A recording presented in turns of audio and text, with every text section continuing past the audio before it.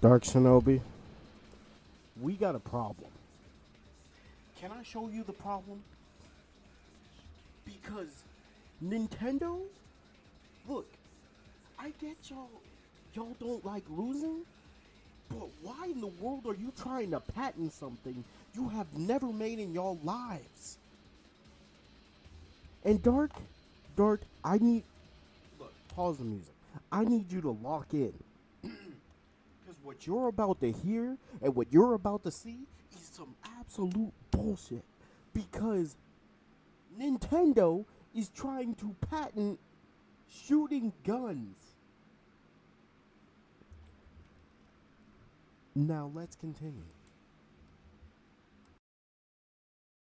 So, as it turns out, Nintendo can't stop and is in fact addicted to the shindig. And in this case, the shindig is filing patents for insane things that already existed long before Nintendo ever created them. And in this case, the one I'm talking about is a patent that has been filed in the United States and in Japan for what is effectively first-person shooter arcade games. It gets a little bit more detailed than that, but it's effectively first-person shooter arcade games. So if you ever played one of those laser gun arcade games, like I used to play a lot when I was a kid, it's kind of that. You know, House of the Dead, Fireteam Raven, a lot of those ones. It is effectively for that. Now, you might be wondering, well, when did the first one of these come out? Because maybe they can do this. Maybe this is within the statute of limitations. Immediately, no, because these things have been around for decades. The very first arcade shooter game came out in 1975. It was called Western Gun or Gunfight in Japan, and it came out in 1975. The statute of limitations for filing a patent in Japan is 6 months. So it has been 100 times as long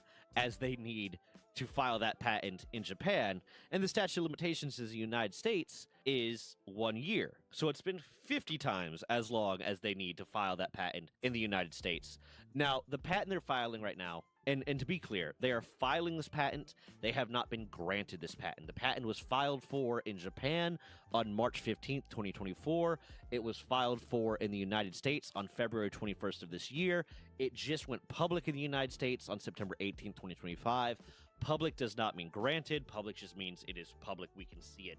We the people can see that this patent is being filed. I hope to God it's not granted because it's so stupid, but I'm going to go over the patent real quick. I'm going to go over the claims of the patent. I'll link the actual U.S. Patent Office document in the description, so if you want to read it in a bit more detail. The background and summary is longer than I want to go over in this video, so I'm just going to go over the claims to show what the patent is basically trying to cover. Apologies for the kind of disjointed nature of this video. I read through this patent a few times. I read through this patent application a few times, and every time I reread through it, it made a little bit more sense to me, or something confused me a little bit more because of just the wording of how these patents work. So I'm doing my best to explain it and explain the parts that I'm not quite sure about. I do reach a conclusion at the end of the video that kind of explains it a little bit better, and it has a little bit more understanding to it. But also understand I'm not a patent lawyer and I don't work in tech, so there's things that I might be wrong about. But I would love your insight in the comments on what is going on and what you think is going on with this and how you feel about it. But rest of the video. Abstract, a non-limiting example shooting game system, comprises a game control PC that is communicably connected with a plurality of gun PCs. A shooting device is electrically connected to each of the gun PCs. The shooting game system is applied to an entertainment facility, and that's also big, entertainment facility, and a plurality of AR markers are arranged side by side on a floor surface of the entertainment facility between a placement table of the shooting device and a front screen. Each shooting device is provided with an infrared camera module, and the AR marker is imaged by an infrared camera, and a position and a posture of the infrared camera are calculated based on an imaged image. Each of a plurality of players shoots at a target displayed on the front screen using the shooting device. A shooting direction for each player is calculated based on the posture of each infrared camera at a time of shooting, and an intersection point on the front screen by the shooting device is calculated for each player. So it basically described that this is a screen that has markers on it that you can shoot at with an infrared gun, and multiple players can shoot at it. And one of the things, if you go into the longer background and summary, it tries to claim is that, oh, it's really hard for these systems to mark which character, which player shot which thing, and that's one of the things that this is fixing, and blah, blah, blah. No, it's not. Back in House of the Dead, the original House of the Dead, you could keep track of who hit what, because you got a score at the end. But anyways, Claim 1. A shooting game system comprising a screen that is provided upright on a floor surface to be displayed with an image, like the arcade cabinet, or any of the other ones that have like big screens, like really big screens if you've been to some of those arcades. A plurality of markers that are arranged side by side on the floor surface, sitting position or standing positions, or What's up, Lone? How you doing? Yeah. Why? Nintendo. Nintendo. When was the last time y'all even made a first-person shooter game? And you're doing all this for Power World. Power World has no first-person shooting. Power World. Oh my god. Like, I don't get it. How jealous are y'all of Power World's success? How jealous do you have to be? Because it does not make sense. Makes 0 sense, bro. It makes 0 sense. How are you so jealous of a game? I get y'all hate competition. Well, make better games. We wouldn't be here if y'all just made quality. Greedy and stupid. Hey, that's right. How am I doing? I'm doing good. I'm doing good. Well, I was until friggin'. How, what do we do against this? The last thing anybody in Nintendo should own, the people who say they only make party games and shit, they don't deserve a patent for shooting. You don't shoot in any of the. Name a Nintendo game that came out in the last 5 years that involves you shooting a literal gun and killing somebody or doing something. Like, why in the world are they trying to own that? All for Power World? Power World? Like, focus on your games that are coming out. That look like PS2 games. You know what? I take back that statement because somehow PS2 games still look better than whatever they're putting on the Switch 2.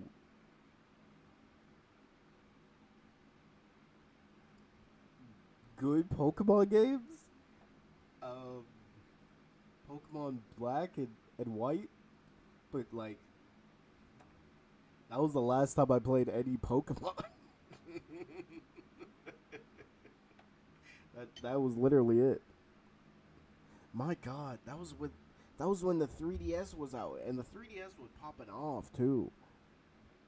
This is crazy. This is real crazy. sitting positions. A plurality of shooting devices, each provided with a camera that images the marker, so the gun that you're shooting with that has a camera for some reason.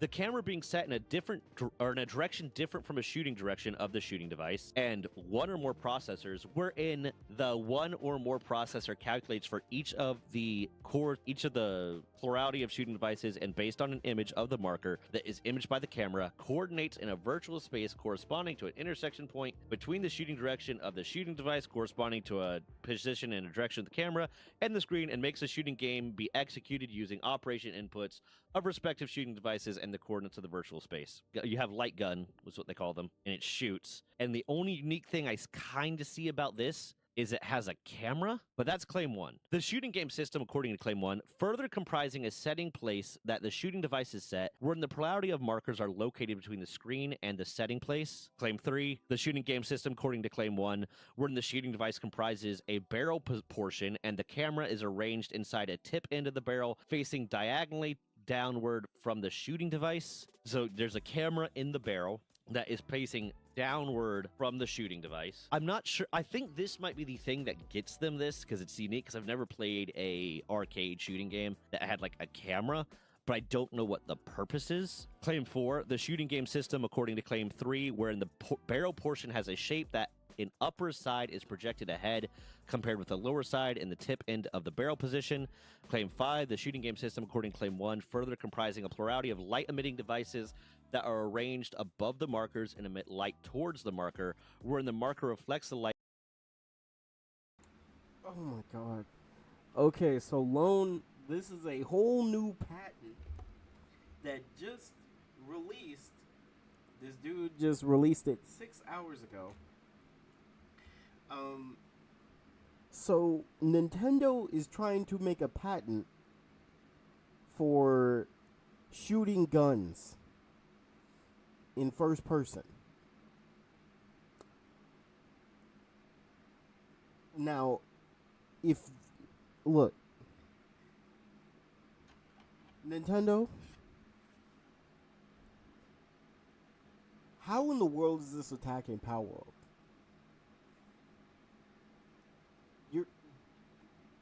From what it sounds like, they're just attacking, aiming and shooting at a target.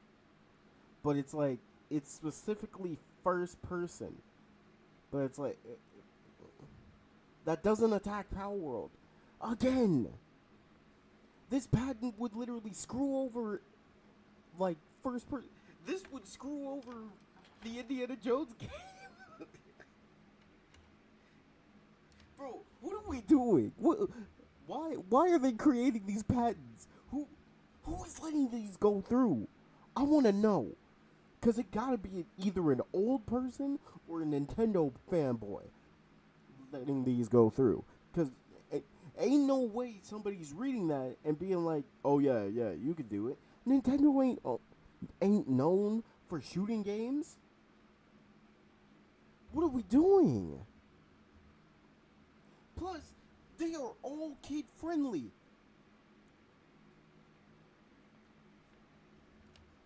Why would a kid-friendly gaming company claim a patent that's made specifically for a game they don't even make? Exactly. I don't understand it.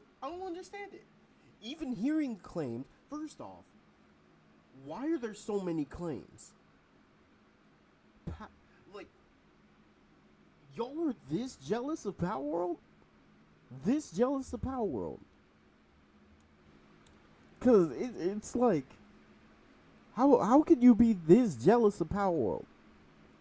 That you make five or more claims just for a shooting mechanic that y'all should never own. I hope this doesn't go through. I hope the other patent that you made, someone takes it away. Like, let Digimon and Bandai Namco get into this. Bandai, stop them before it gets worse. Like, for real, because it's getting too bad. It's literally getting worse and worse, bro. And regardless, these Nintendo fanboys are gonna keep buying. They're coming for your Borderlands 4. I wish they would. Unboxing. No lawyers needed. We finally got a good Borderlands. You're not screwing that away from me. You're not. We waited so long. We had to go through Borderlands 3 with that trash ass story. And Ava. We finally have a good Borderlands with good villains and regular humor. You're not screwing this away from me, Nintendo. I'm boxing. I am boxing. I don't care who I gotta fight. You're not attacking us. But okay, let's continue. Light emitted from the light emitting device. So all these arcade shooting games, the light gun shoots like an infrared light. It shoots basically kind of an infrared laser, and that's how it determines where you hit. Claim 6 is. Wait, that attacks all arcade shooters. Wait, that specific one attacks arcade shooters. How in the world is this attacking Power World? You're hoeing arcade games. You're making a patent for arcade games? What?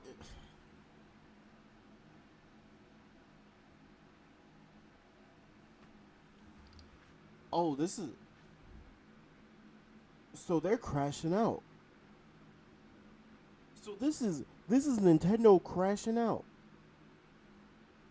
This is crazy. This is crazy. The shooting game system, according to Claim 1, wherein the one or more processors selectively sets based on an image that is imaged by the camera, a shooting device selecting mode that allows the player to select one shooting device from a plurality of types of shooting devices, that the cameras are being activated, and a shooting game mode that allows the player to perform the shooting game in a state where the camera of the selected shooting device is being activated, and lowers a frame rate of the camera in the shooting device selection mode than a frame rate of the camera in the shooting game mode. These patents for video game mechanics are always, or game mechanics in general, or most patents, can be kind of hard to read. Here's what it says: a shooting device selecting mode that allows the player to select one shooting device from a plurality of types of shooting devices in games like what was it, Time Crisis, or a few other ones, or in a lot of these shooting games now, you can switch which weapon you're using. I think this is kind of covering that, and I think what this Yo. Yo, he triggered me. You're not attacking Time Crisis, bro. Time Crisis? Look, for anybody who's look, I'm about to show my age. I'm about to show my age right now. And I'm not even over 30. I played the hell out of Time Crisis arcades.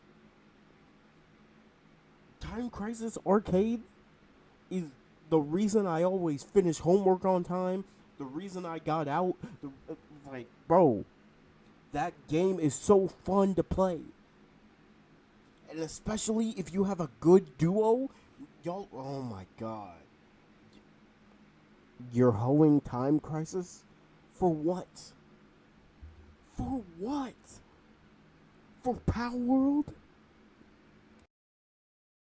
is doing, I think, again, I'm not an expert. I would need an expert to come in and explain this legalese a little bit more to me. But I think what this is getting at is it allows you to select the shooting device, like every arcade shooter game has now, and based on the shooting device that you selected, like if you have a shotgun that has a certain firing speed versus a machine gun that has a different firing speed, it changes the frame rate of the camera to fit the firing speed of that weapon. So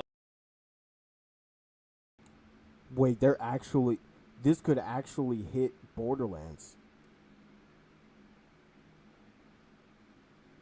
Okay, if how he explained it is correct, that could actually hit like looter shooter games. This could hit Destiny. This could hit every single looter shooter game with like a unique guns. Oh shit. Oh nah, this isn't good. This is horrible.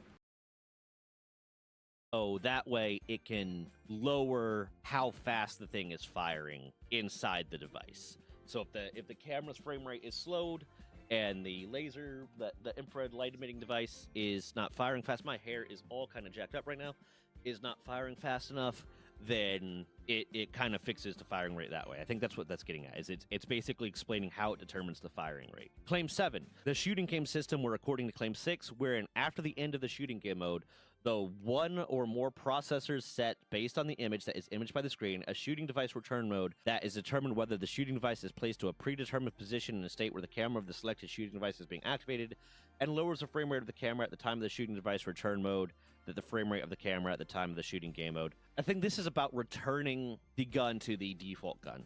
I'm not sure. That's kind of what it's saying to me. I hate reading these so much because I have to spend so much time trying to figure out what they're saying. And I've looked through this, and it's still, every time I reread it, it's a pain. So I think that is resetting the game. I think that's what that is resetting the game and restarting with the default weapon. Claim 8.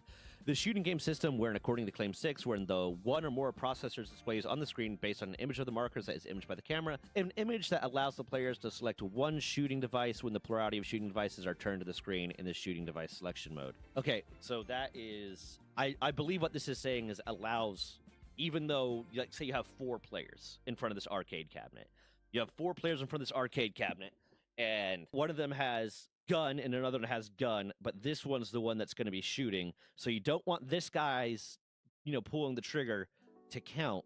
So it just turns on this guy. This one right here, my right hand, that's the one that's shooting, kind of thing. I think that's what that's getting at, is basically allows you to pop up an image that selects, player 1 only, player 2 only kind of thing, which exists in games already. Wait, that hits couch co-op shooting games. Ari, hello, how are you? Oh, this is horrible. Wait, who is making these? Because the way they word them is so weird.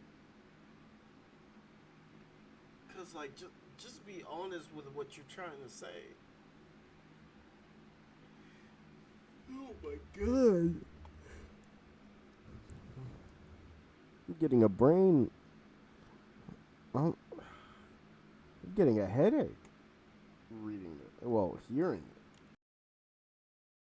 Claim 9. The shooting game system, according to Claim 5, where the light emitted from the light emitting device is an infrared light, and the marker includes a plate-like substrate that is arranged on the floor surface and reflects the infrared light. A first layer that is formed on the substrate and transmits the infrared light. A second layer that is formed on the substrate to be adjacent to the first layer that absorbs infrared light, and a third layer that is formed on the first layer and the second layer and transmits the infrared light. This is the part that's confusing me, and if you can help me understand this a little bit more in the comments, because maybe I'm just dumb, but I wanted to cover this because I just saw this, and I'm trying to figure it out a little bit still. But this is the part that I can't understand.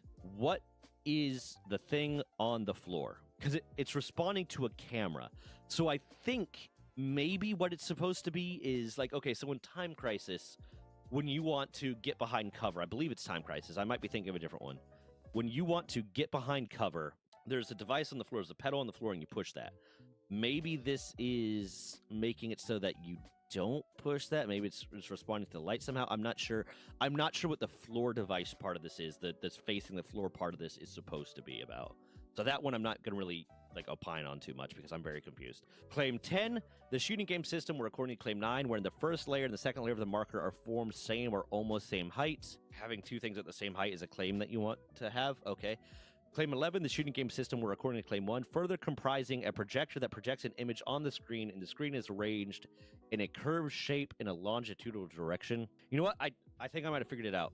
As I'm reading this, I think I might have figured it out, because part of what this patent is about, part of what this patent is kind of about, is it using your positioning to determine where the gun is facing, where the light gun is facing a little bit, or where you are positioned. So I think what this is getting at is there are markers on the floor. The camera is facing, and again, I might be wrong here, but this is more of a me putting this out there, and let's crowdsource some answers maybe, and I'm going to use what I know to try to guide that. There's markers on the floor. The camera is facing the markers on the floor, so that way, say the screen I'm looking at right now is the main screen, and I'm facing forward, and I have this bottle is weapon, water bottle weapon. I have weapon. The game can determine where I am facing based on weapon has camera facing down looking at marker. So if I turn this way, it notices that marker over there now, and marker in different orientation to camera than it was before. So it knows I turned this way or this way. I think that's what this is getting at, which I don't know whether or not that is wholly unique or not, because that gets into the same space as VR. That gets into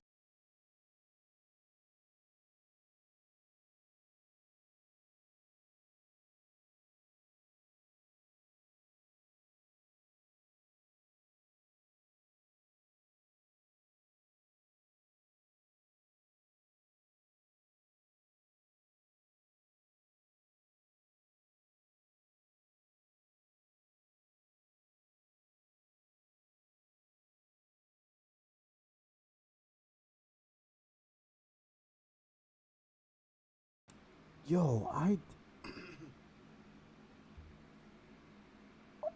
did that just where you're so they're making a patent for turning your character in a shooting game? Nintendo, just take the L. Just take the L. Oh my god. I don't understand. I don't understand how you could be this greedy. Like, why are you this greedy? This greedy? And yes, I did eat or maybe an ice pack. It's just I don't understand how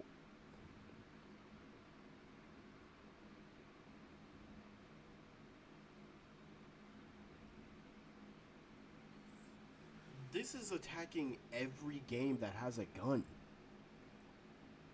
And it's not like any first person game at this point they don't even use first person. This is attacking anything with a gun. This could attack Fortnite. This could attack Fallout. This could attack jeez, Devil May Cry? I don't know.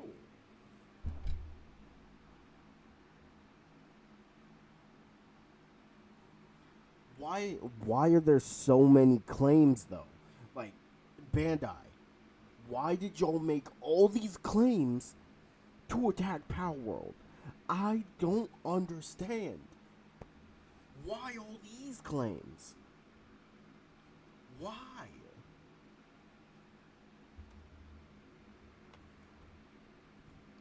Like, geez, this is attacking Metal Gear Solid games. This is attacking Death Stranding. I don't. Oh my god.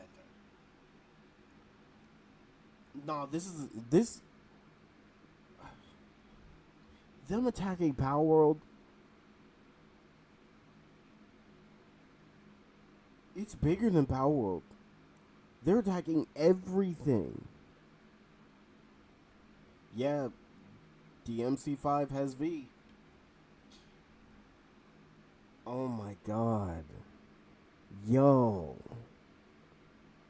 Yo, we can't. Nah, something's gotta be done. Literally. And the worst part is we're not even finished. That means they have more patent claims. Into the same space as VR.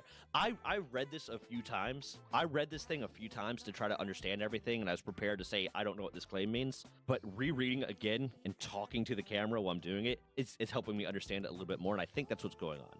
I think that's what the floor-facing part of this is to determine the orientation of the player based on the orientation of the player compared to the markers. The fact that comprising a projector that projects an image on the screen, that's just a projector. What's good, Elijah? So Elijah, just to let you know, freaking Pokemon is making a patent for shooting a gun and looking around with a gun and moving your character with a gun. This is actually attacking everything. This would even, like he said, this would attack VR chat. This would attack all of VR. Oh, God, man. How did we get here? How? I don't think that should be patentable anymore. Like that shouldn't be uniquely patentable. Someone already did that forever ago. And Claim 12 is entertainment facility provided with the shooting game system according to Claim 1. So an arcade, Claim 12 is the arcade that has all of this in it. They have a patent on arcades being able to have this, which would mean that if you manage to get a hold of this, I assume, I might be wrong, that if you manage to get a hold of this device, you wouldn't be able to have an arcade with this device without the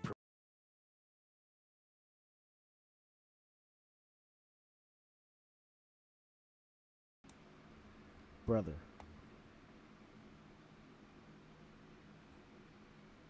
Wait, what, Elijah? In-game achievements? That attacks literally every game. What? But they're making a patent that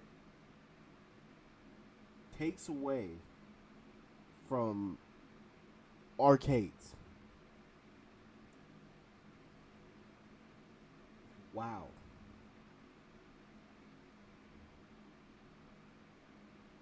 Do y'all realize that if this goes through, like 100%, if this goes through, this this is gonna lead to the ending of shooting games overall. Like, yo, Call of Duty, Activision. If y'all want to keep getting over $1 million for every single Call of Duty game, Battlefield, this attacks your bag. Fortnite, this attacks your bag. Oh my god. Borderlands, this attacks us. Why? Nintendo, just take the L. Bro, it's 2025. How long have you been attacking Power World? God, who is approving this? Who is approving this, bro? It does not make sense.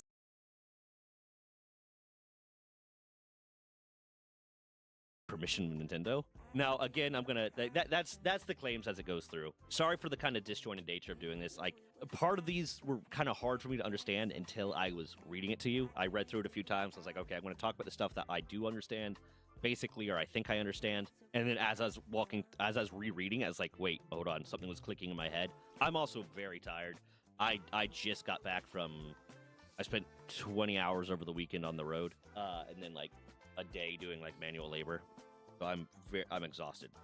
But I wanted to get to this, and I'll be following this one probably too to see if anything more happens. My quick breakdown of this. This appears to be for arcade first-person shooter game with the only unique thing based off of my experience playing arcade first-person shooter games, and I might be wrong because this might already exist. The only semi-unique thing about this version of an arcade shooter game, arcade light cabinet shooter game, is the fact that there is a camera on the bottom of the gun that keeps track of markers to determine your position in relation to the cabinet, so it can determine your position in the game. That, and I might be wrong about that. That's how it's reading to me. If you have a different theory on it, please leave it in the comments. But that's how it's reading to me. I might be wrong on that, and I don't know if that's because there's 12 claims in here. I don't know if that's wholly unique. And either way, Nintendo, stop it. Just stop. Stop trying to patent everything. Because one, also, like, some VR systems use things similar to that to determine your position in relation to stuff. There's other things that I know that use cameras to determine your position. It's stupid. Either way, they're trying to now they're trying to patent effectively a slight increase in arcade first-person shooter games.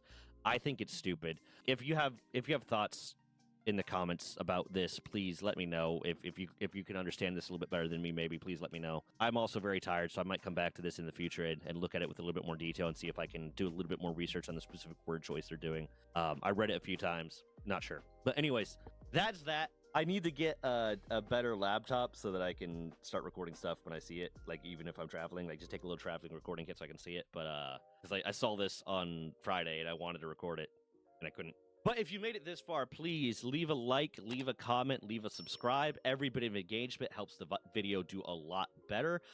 If you are interested in supporting the channel in a slightly more direct way, sign up for memberships. The membership info is down below. Every dollar of the memberships is going to go straight to my editor until it reaches a point where I can afford to hire him on full time, which would allow me to put out more content, more research content, and more just kind of off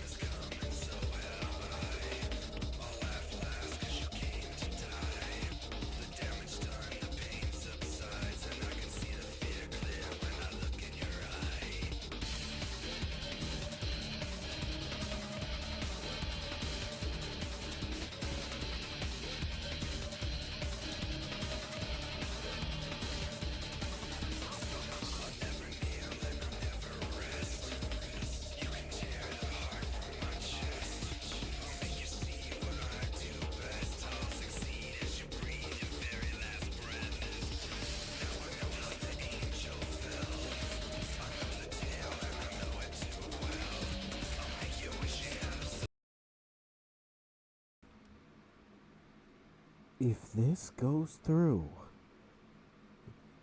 Nintendo is literally declaring war on video games as a whole. Where is gonna be the creativity after this one? Actually, where is gonna be the creativity? But if they somehow patent in-game achievement, why are y'all doing this for Power World? In-game achievements? You weren't the first one. You weren't the first, and you weren't the last.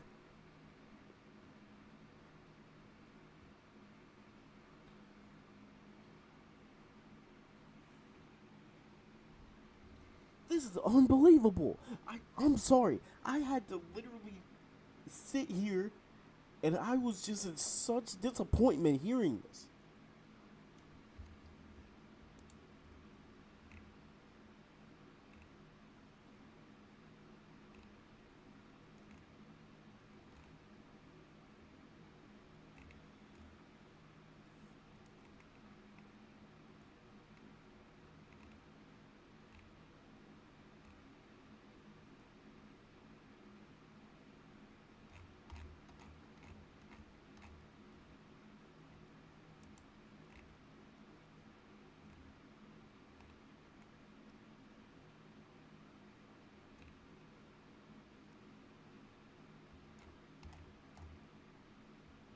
But yeah, like, hold on, let me put on my crash out music.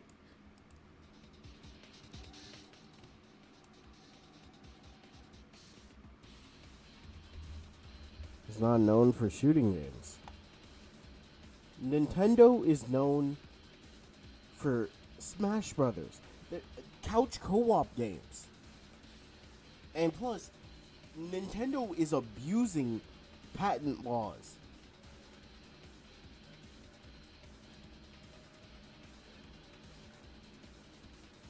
Like, they're literally abusing power here. They're abusing power. Take a car wheel, then claim that I was the first to make a wheel. Exactly. Exactly. Bro, this is like if a racing game patents cooking. You only make racing games. Why are you making a patent for cooking in a game? Y'all don't even cook. Y'all just race. And you're telling me Pokemon, Legend of Zelda, F-Zero, freaking Smash Brothers, they literally can't take an L? Well, that's already too late. Because remember, they tried to raise prices on those Nintendo fans, and those Nintendo fans were not rocking with it. They still don't.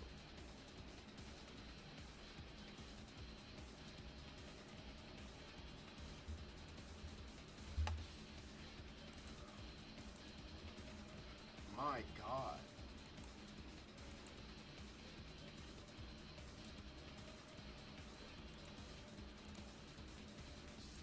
Oh, so Dark. Now, don't you assume I can't cook World Hazard. Don't do it. Dark Shinobi. Let me show you something, Dark.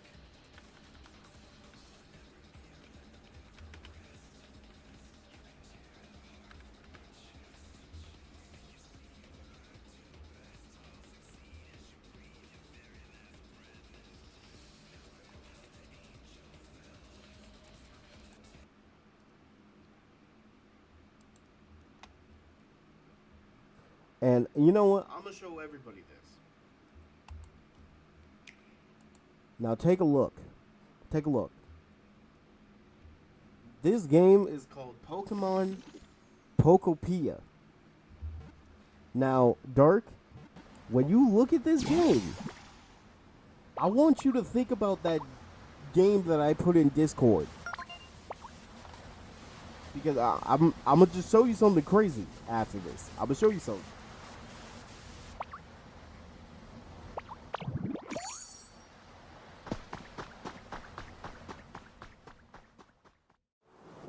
This land is just waiting to be shaped by a Ditto that looks like a human? And what's that in the grass? Oh, that's Bulbasaur, a grass-type Pokemon.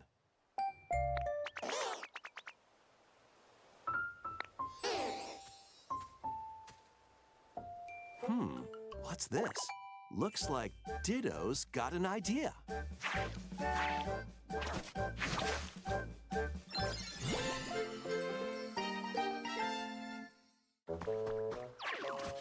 By learning this move, you can make grass grow.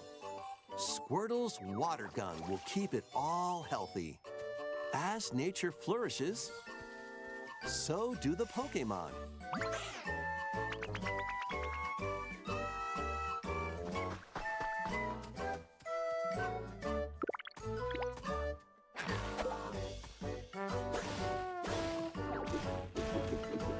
Collect rocks and wood to build with.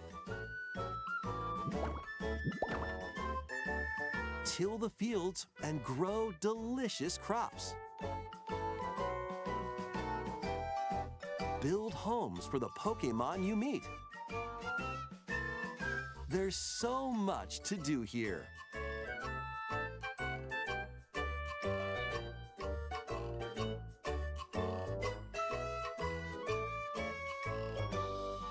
No need to rush, though. Go at your own pace, and you'll have a wonderful space before you know it.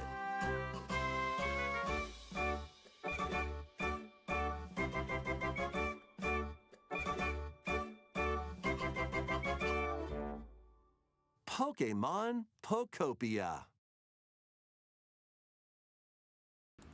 Now, Dark, and everybody in here, how do y'all feel about that? How y'all feel about that? But let me show y'all that Power World, and the reason why I put that in the Discord, Dark, is because they made that game as a 100% shot at this game. Because this game is copying off Animal Crossing.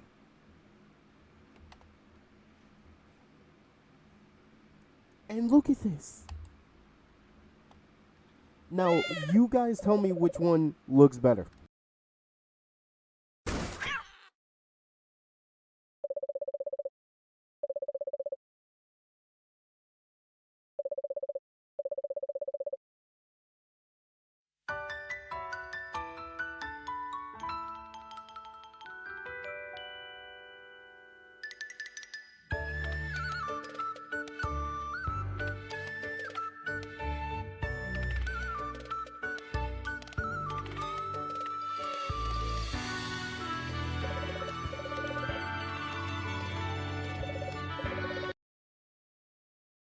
Oh yeah, just in case nobody knows, wow, a whole new pal. I wonder why. But that goes into this. Hey, what's up, guys? Raids. Pal World is doing a crossover collab with a game called Ultra Kill. And some of those new pals were just shown in that trailer. And those same pals are coming in the new game. So, boom.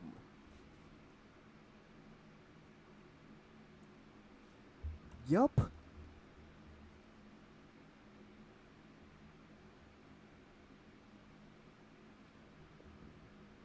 Oh yeah, for people who don't know what Ultra Kill is, it's a fast-paced, ultraviolet, retro, first-person shooter with skill-based style scoring and different characters, yada yada yada. And they're collabing with Power World. And I'm gonna tell you this: Power World is getting a bag from this. But the trailer's not done, so let's keep going.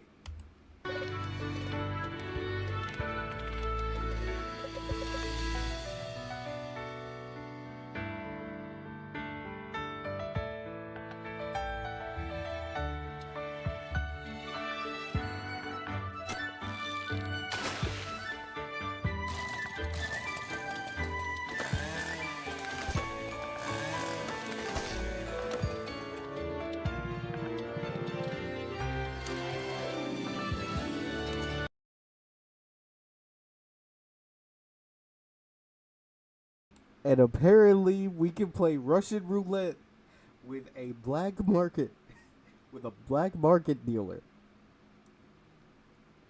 Crazy.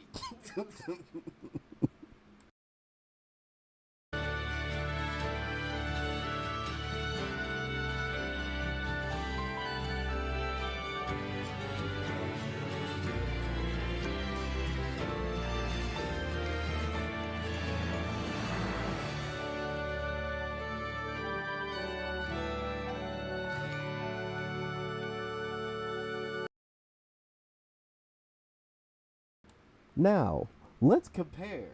Look at that. By the way, Dark. Look at the house, bro. Look at the house, Dark. That shows me that they're actually gonna upgrade house building. Yes, you can apparently get married to the human characters. Now, take a look at this game, right? And then take a look at that. This is your house, I guess.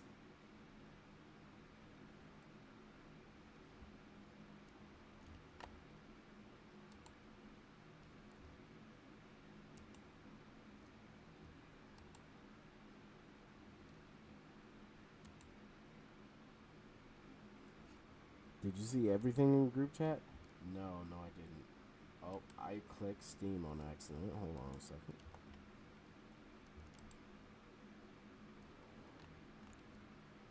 Oh, I didn't see the trailer for Super Saiyan 3. I'm going to. Paramount Pictures is eyeing Ariana Grande. What?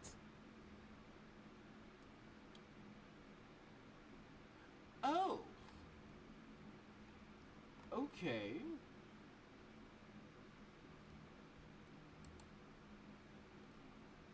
Now, already better quality, better animation, more to do, more dialogue, and a budget. And think about that. Pocket Pair was an indie dev. And now they got money like that. Nintendo has the money to make good games. And look at what they did. Oh, also, Pow World, well, Pow Farm, I won't lie, I'm kind of gonna get invested in that.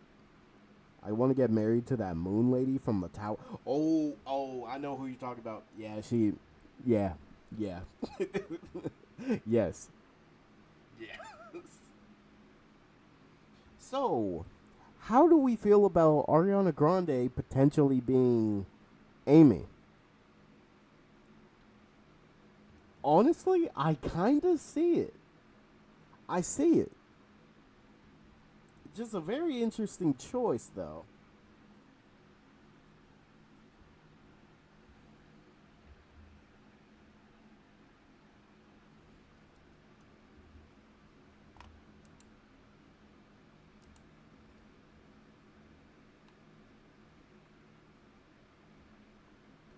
Okay, tomorrow.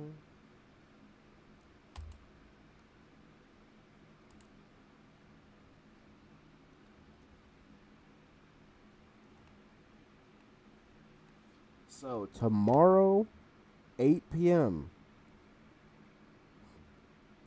Wait, in the morning or at night? Wait, what am I saying? At night. I'm dumb. So the good news is I'll be able to stream it. It's just the bad news is I'm literally gonna be getting off work as this starts.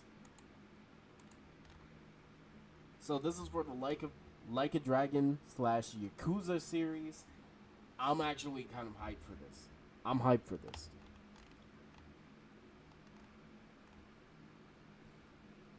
And I need to get those shift codes. Wasn't Amy in wasn't Amy in Sonic often seen as annoying-ish? Yeah. Yeah. You know, now I think about it, she's always that needy girl who wants Sonic. That's really just her character, isn't it? Yeah, this it's its own universe. I mean, I'm cool with it. I'm getting my wisdom teeth pulled today, so I'll miss it. Oh god. Hey, good luck with that. How was work? It was good. It was good.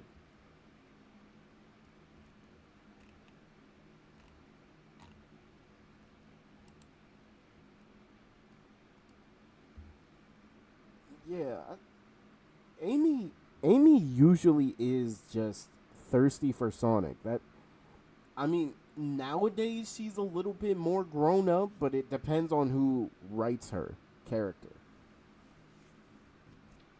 And good luck on that, man. Because I remember when I got my wisdom tooth pulled out, and it was, my God, I actually punched the dude who pulled it out.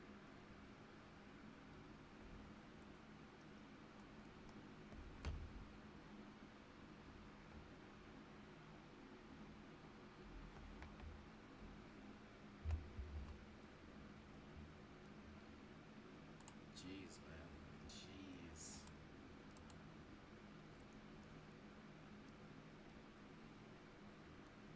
Oh yeah, yeah. Let me show you this part. Let me show you this part. I forgot that this trailer's not done. And this is how I knew. This is how I knew. Pocket Pair made this trailer to throw a shot at Nintendo. Look.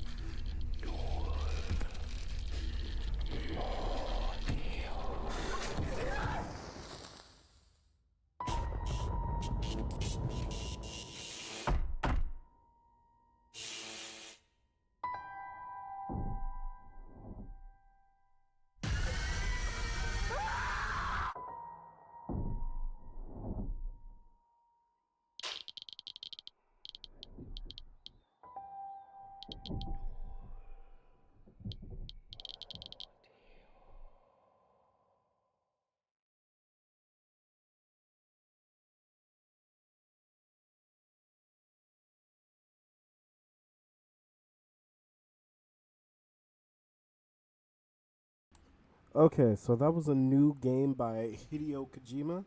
Shout out. Shout out to him. So he's making a new horror game called OD.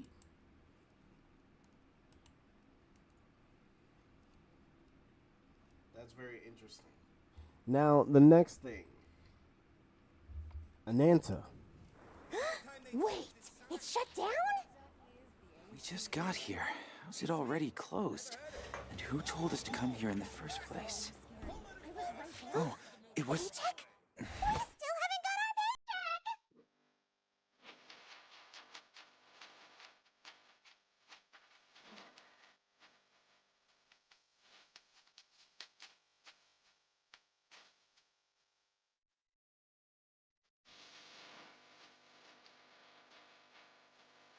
It's right up ahead.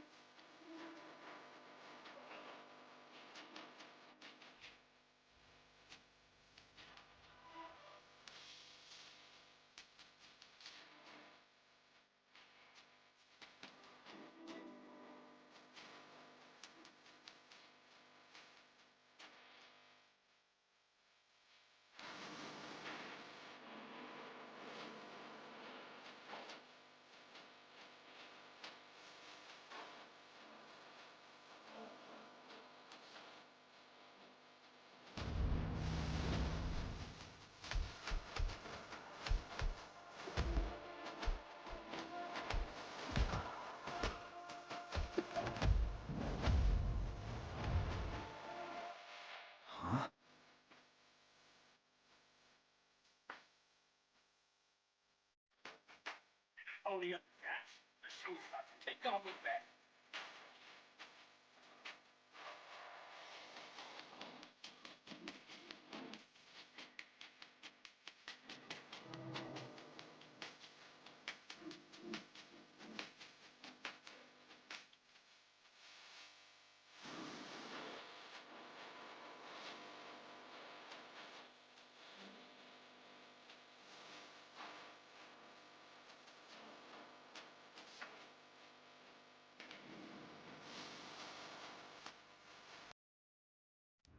Yeah, that song is definitely getting copyrighted.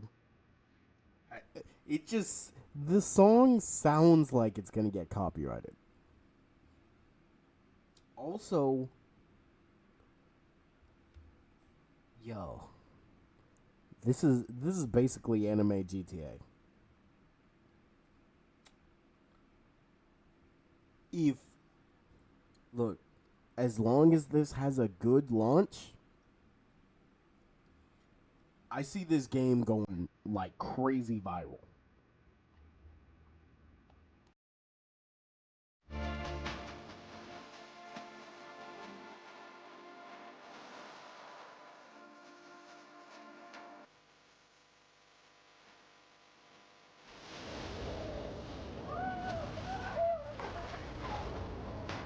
You sure you want to do that? Approaching the target.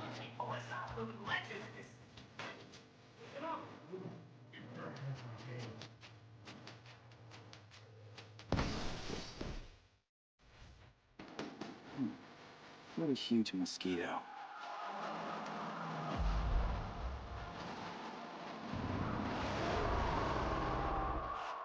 You want me to take that thing on? Guess I should go grab some help.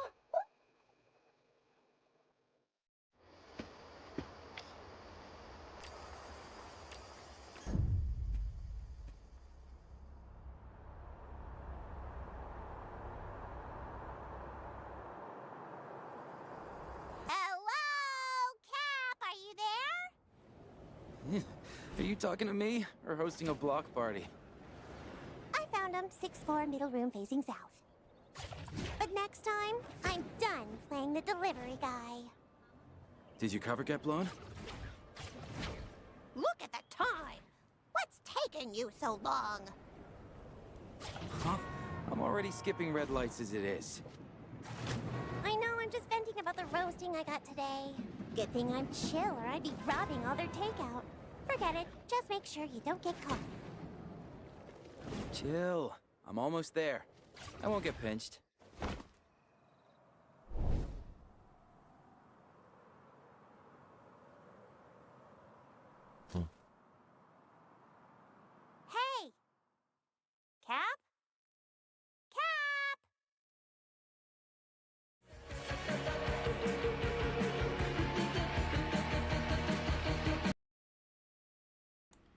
Yo, yo, Dark. If this is 4 players online. If this is 4 players online, yeah, we playing this game like heavy.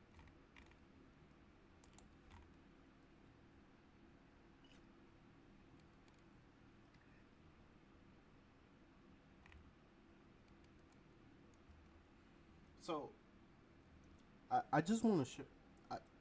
So it's GTA. It's Spider Man. Batman Arkham Combat. Sleeping Dogs. Because you can just pick up random weapons and know how to use them in a fight. And also, you can apparently hack into everything. So that means this is also a predecessor to Watch Dogs. Yeah, this is crashing like day one. This is definitely crashing. How many gigabytes?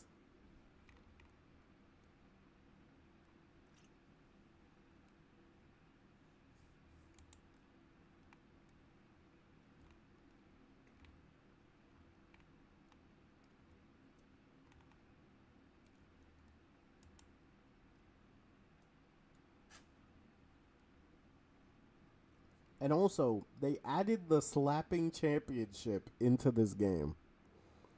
Oh, right, Tokyo Game Show. Wait, isn't Tokyo Game Show like the 26th?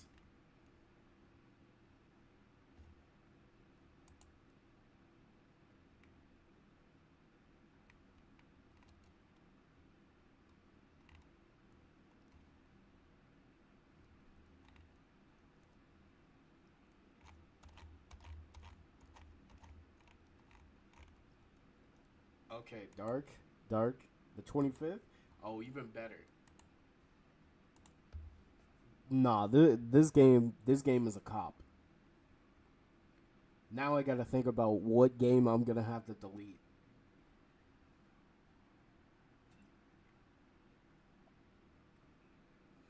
Do you ever do the whistle blowing in the glass?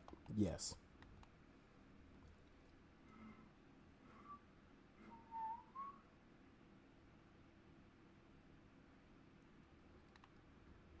I do that sometimes.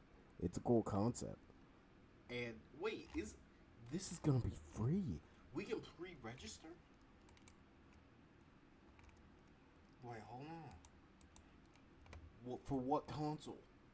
For what console? I need that. Imagine this causes GTA 6 to start making patents. Hey, don't do it. Don't even speak it into existence. We don't need Rockstar of all people patenting anything.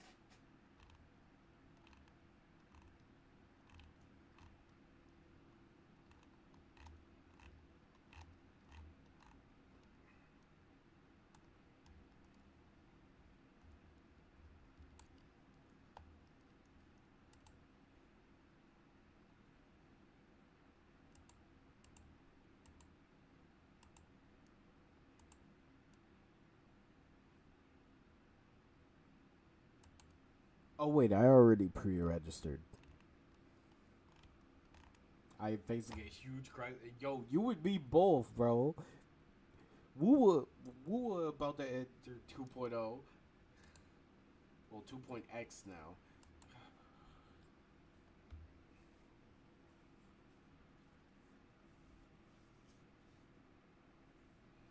Hey, I won't lie. Woo got me with the combat, but the story kept me, bro. The story kept me.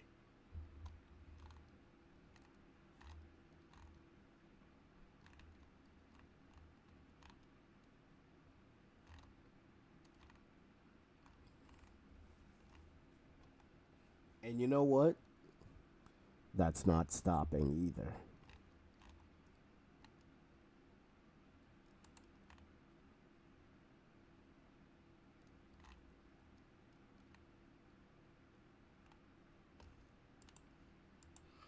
Oh man. You caught up with the story? Yes, sir. And I won't lie, worth cinema. It was so good, bro. It was so good.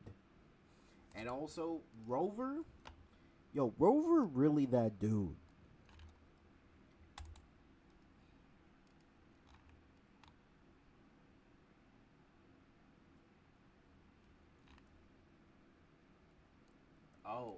Oh, I need to see this. Alright, what's good with y'all niggas, bruh? It's Don Coolio coming at y'all with another video. Now, man, in this video, man, I ain't gonna lie, I got an interesting topic to talk about, bro. I got a very interesting topic to talk about, and it includes a lot of people. It includes a lot of people in the Sparking Zero community.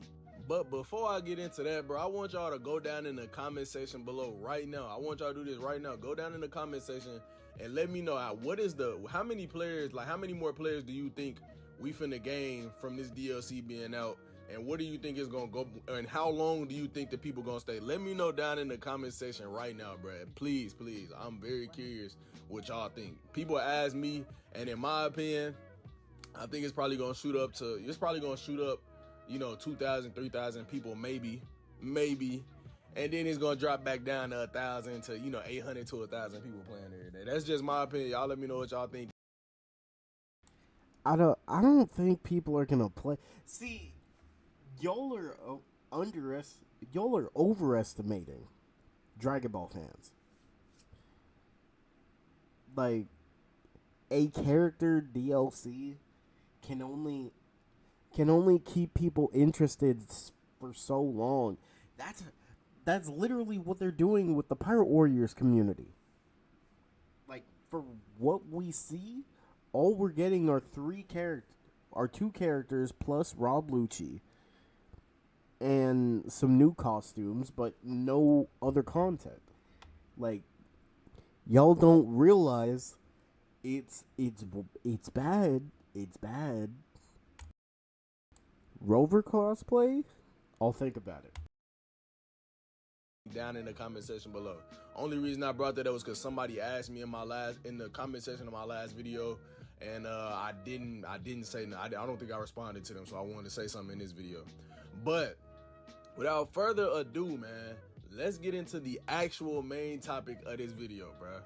So, I'm not gonna lie, bro. The patch been having a lot of negative feedback. The patch has gotten a lot of negative feedback, you feel me? And not even from people like me. I mean, I don't think this patch was great. I wouldn't even say it was just good. I don't know. I'm gonna be real. I say it's like neutral. That's my opinion. I say it's like a neutral patch. I ain't mad at too much. I ain't happy about too much, you feel me? They made some good changes. They made some changes that didn't make no sense in my opinion, you feel me? But a lot of people, the vast majority of people, when I've watched their videos, when I went to my comment section, when I went to their comment sections, when I went to everywhere I look, all I'm seeing is terrible and bad feedback from this latest patch. Oh, well, Lone, Rob Lucci, this is like the current version of him. So the Rob Lucci that's going to be DLC is from Egghead Island, and he's gonna have his awakened form and basically just be a better version than the Rob Lucci that we have, which I'm actually excited for, because Rob Lucci is usually like one of the most played characters in a One Piece game. You think about it and give me ideas for a cosplay? Like a Woowa character, or just in general? Because honestly, I always wanted to get like a War Machine a War Machine costume / outfit. I thought that would be fire.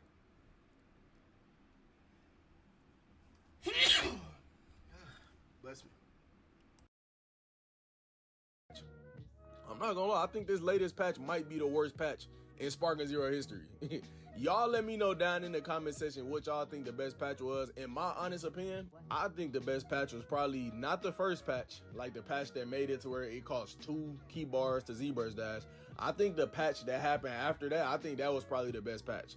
The patch that made it to where key is like the Z-Burst Dash is based on like how the distance and stuff like that. It was a lot of different changes they made at that point. It was either that patch or the patch that we got right before this. I think those were probably the 2 best patches in my opinion. Y'all let me know down in the comment section what y'all think.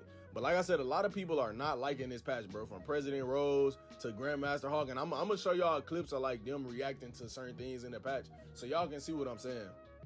And if I'm being real with y'all, they didn't really change too much with this patch.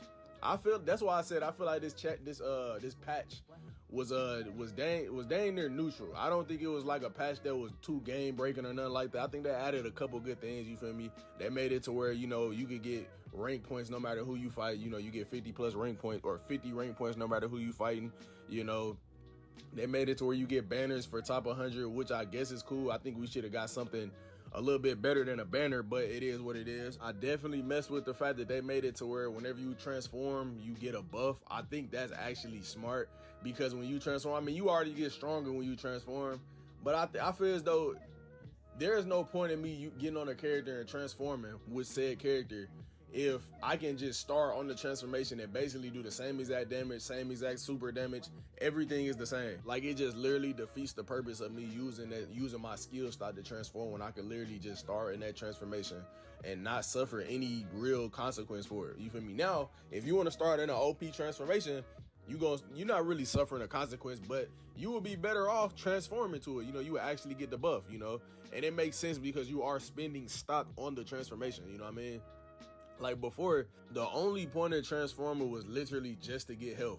That was literally the only point of transforming. Like if you wasn't getting health from transforming to another transformation, like from going to UI Sign to Ultra Instinct or MUI, from going to base Jiren to full power Jiren, from going to Super Saiyan Broly to full power Super Saiyan Broly, you know, stuff like that. If it wasn't something like that, bro, there was literally no point in you transforming, and people didn't transform if it wasn't a scenario like that, you feel me? So now you actually are getting something for transforming. I mean, they also did take the health transformations out of the game, and it was a lot of mixed emotions about that, honestly. A lot of people liked it, a lot of people didn't.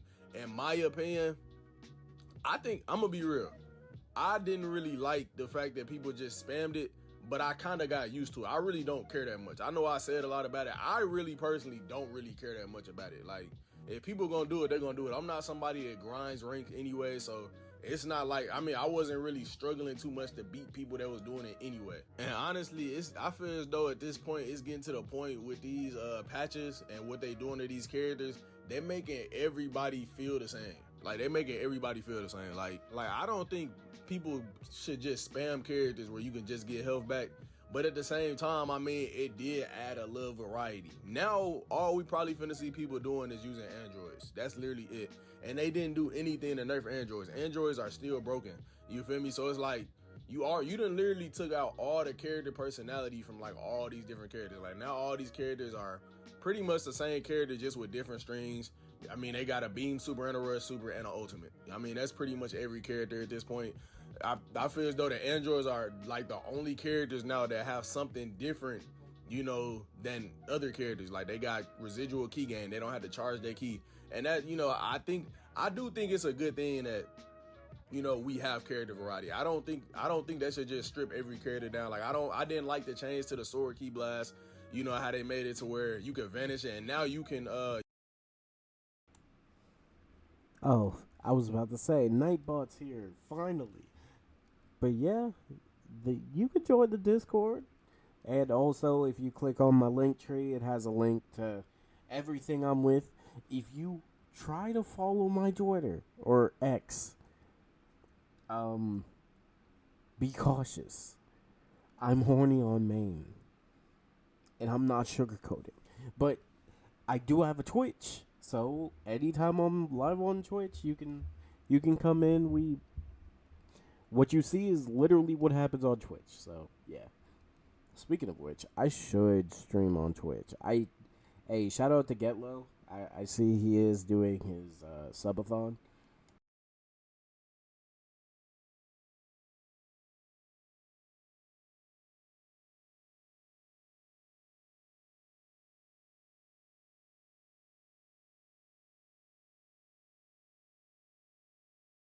Nintendo has taken another step in their war against competition this week with another patent that's been granted by the US. For those who don't know, Nintendo's been on a warpath the last few years, whether it's with lawsuits or with taking down tournaments or events or whatever it might be. And for many people, Nintendo is even known as their beloved game company that made their favorites like Mario or Pokemon, or it's known as the big bad boogeyman who tries to sue you no matter what you do. This week, though, there's a scary new patent, actually, technically two, that have been granted by the US Patent Office, and I'm going to read them to you really quick. Nintendo now owns US patent number 12,409,387. That one is related to the smooth switching of riding objects mechanism. There's a second one, which was on September 2nd of this year, so last week. The United States Patent and Trademark Office USPTO granted Nintendo another patent, US patent number 12,403,397, which covers the fundamental gameplay mechanic of summoning a character and letting it fight another. The related patent application was filed in March of 2023 and is now being granted by the USPTO without any objection. The first thing that comes to mind is things like Pal World. For those who don't know, Pal World is a game that came out last year, which has a lot of legally distinct similarities to Pokemon, but offered a lot of things that people wanted in Pokemon games for a long time. And some things that people have always thought might be kind of funny, like weapons and guns and gliders and being able to fly around and having them battle each other in an open world. You know what I mean if you've played it. I know it sounds sort of like Pokemon, but that it is legally distinct, different. And so Pokemon did not take too kindly to that, and so they've been suing them in court for the last few years, and they're trying to grab as many patents as they can to stop Pal World, especially. One of those being I think it was the throwing out of monsters. So Pal World actually took that out of their game, and you no longer can do that anymore. They just spawn next to you. I think they just like open the ball next to them and they pop out. But with this patent that has just been filed, there's a lot of other games that you could argue this potentially covers. I know this is probably kind of random, and maybe not even the first thing you would think of. But I remember in Ark, I don't know if it's still like that because I know they went through a whole process where they basically made Ark 2 in a way. I'm not getting into that one. That one's a spooky road. But like you could basically have like a little ball with their dino in it, and you could summon it out of like cryostasis. Would that count? And I think this week especially, that's spooky because we had Silksong come out, and Silksong is obviously an indie game project made by just a few guys. I think it's 3 developers. It was like 3 or 7, and they've knocked it out of the park in a year where every company has wanted to raise its prices to go from $60 to $70 to $80 to $100 potentially with GTA 6. And everyone's just going, well, that's just the cost of business. These guys came out of nowhere. Not came out of nowhere. Everyone knew it was coming, but it was coming eventually. It took a long time. But basically, came out of nowhere in the sense of this. And drop what is a beloved game, sold over 1 million copies within 24 hours, crashed Steam, Microsoft, PlayStation stores. People want to literally throw their money at them. And basically said, hey, AAA gaming, you don't mean shit. Why do I bring that up, though? Well, there's one advantage a lot of those AAA studios have, and it's money and it's lawyers. And I think this starts a potentially slippery slope where companies that, want to protect their monopoly maybe start flexing their patents on other companies or other potential indie studios that are up and coming. Hell, there's even times where this patent in particular could be used against other AAA giants and potentially farmed for royalties. Even worse, this could stifle a lot of indie studios' creativity and the fear of potentially making a game that's too similar to something else, even with small mechanics. and really crush innovation in the industry in a time where I think it needs it more than ever. And this year, with a lot of indie games coming out and a lot of smaller studios coming out and crushing it, there's nothing more these AAA game studios might want than to have the little guy go back where he quote unquote belongs. I don't think it's all totally doom and gloom just yet, though, because luckily for a lot of these, it has to follow all of the following infringement parts of the patent. And just for example, for this patent, the 397, this is what it has to infringe upon for it to be upheld. Number one, a non-transitory computer readable storage medium, having stored there a game program. The game program causing a processor of information causing apparatus to execute, basically PC or console that it's on. Performing control of a moving player, character on a field in a vital space based on movement operation input, basically being able to move your character around inside of it. This is where we start to get into it though. Performing control of causing a sub-character to appear on the field based on a first operation input. Number 4. There's 6 of these total, by the way. When an enemy character is placed at a location where the sub-character is caused to appear, controlling a battle between the sub-character and the enemy character by a first mode in which the battle proceeds based on an operation input. And number 5. When the enemy character is not placed at the location where the sub-character is caused to appear.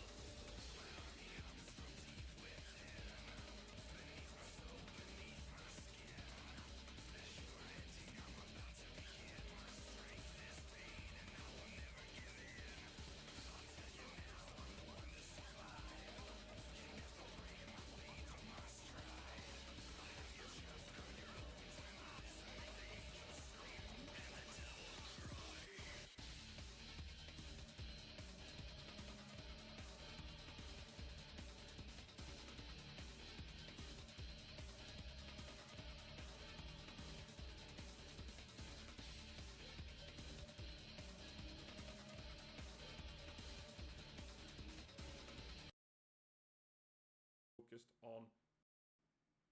Alright, so Pocket Pair has released a little bit of an announcement regarding the winter update that is coming, as well as 1.0, which is supposed to be releasing next year in 2026.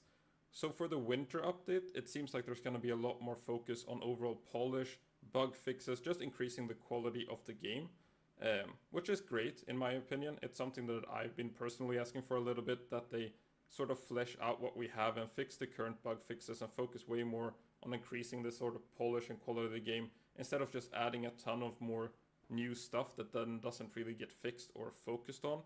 It's not like it's gonna be zero stuff added as well. They are gonna be adding new pals and new content in the winter update, but it's mainly gonna be focused on actually fixing stuff and fixing the quality of the game and polishing things up, and just getting ready for releasing 1.0 next year.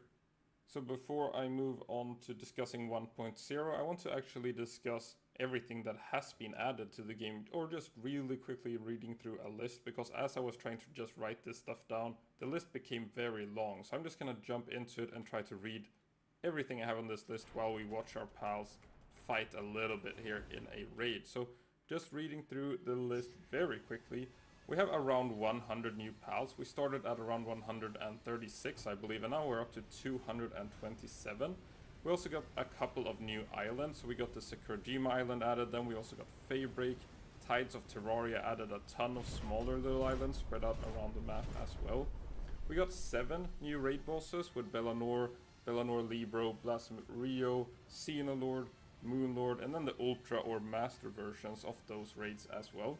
We got dog coins and merchants where you spend your dog coins for some couple of quality of life items, such as the ability fruits. So now we actually have these fruits that boost the IVs, as people like to call them. Just a nice addition, making breeding a lot less of a grind. We also have the stat elixirs, so that's sort of like the IV fruits but for the player. Now you don't have to stat reset all the time. You can just eventually farm up these elixirs and end up on max stats on pretty much everything. We have 2 new tower bosses on Sakurajima and Faybreak, as well as all the tower bosses having a hard mode now. So you got some more endgame challenges once you are actually done with the game, kinda. You get these endgame bosses, which are very difficult. We got some new mining sites. So before you would have to build your bases on like ore locations and stuff like that. Now we can eventually unlock mining sites so you can have your base wherever you like for coal, sulfur, hexolite, or all that kind of good stuff. And eventually I guess we're gonna get it for Coralum and stuff as well, which is the new resource that we're using in Tides of Terraria. We have some new level caps, so each update also increased the level cap quite a bit. I think it was 5 for each one, so we started at 50, went 50. Yo, Candido, and let me take a look at that, Dark.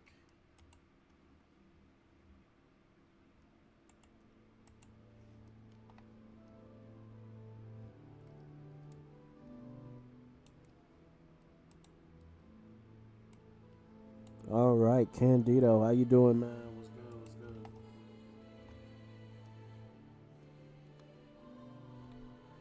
Ooh, wait, that looks good, Dark, and it's just on PlayStation until 20. Oh.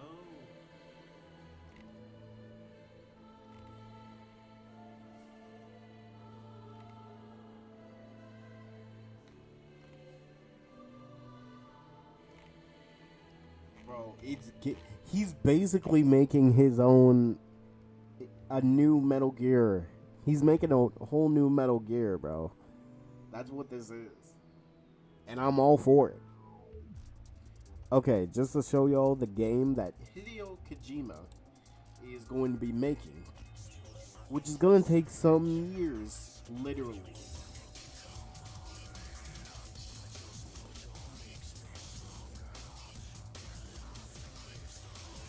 It's such a good song, bro.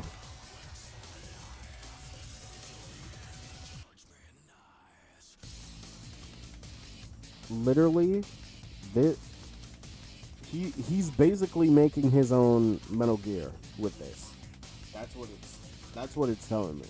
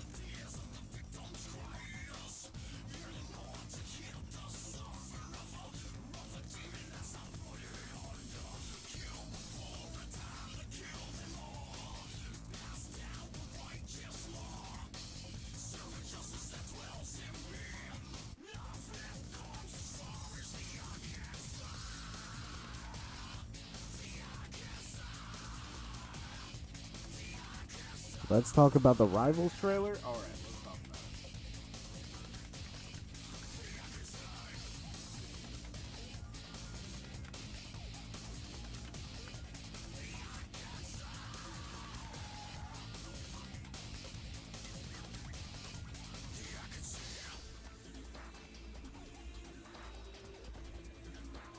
Oh, also, Candido, just to let you know about what we talked about with Nintendo, they just made a new patent that attacks all shooting games with a actually, not even first person.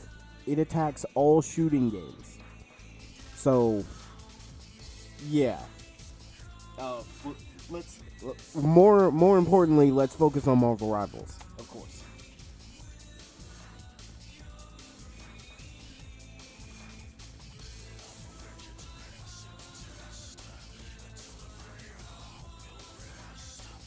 Sleeper stream on. Hey,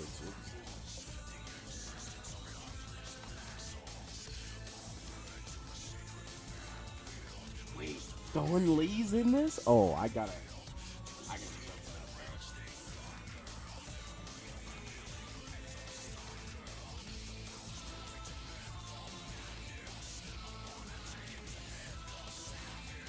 Wait, he's a producer in this? And he's gonna be one of the actors. Oh,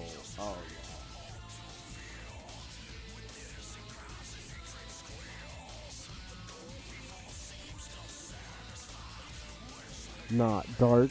Don Lee is, bro. This is gonna go crazy. Okay. Let's talk about this Kunlun.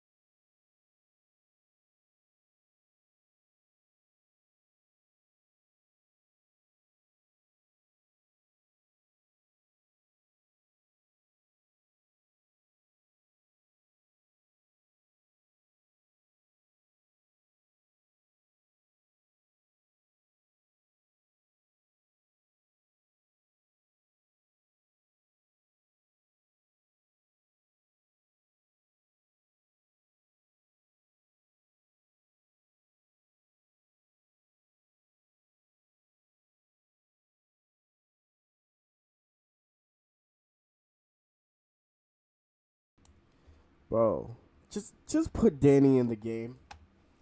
Just put him in the game, bro.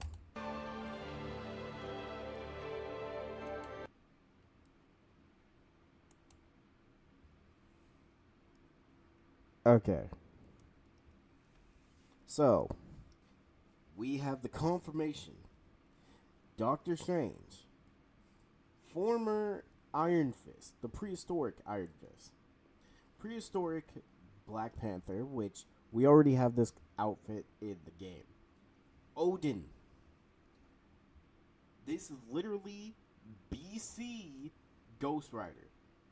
And that is Firehair, or the Phoenix, the former holder of the Phoenix. But also went by Firehair.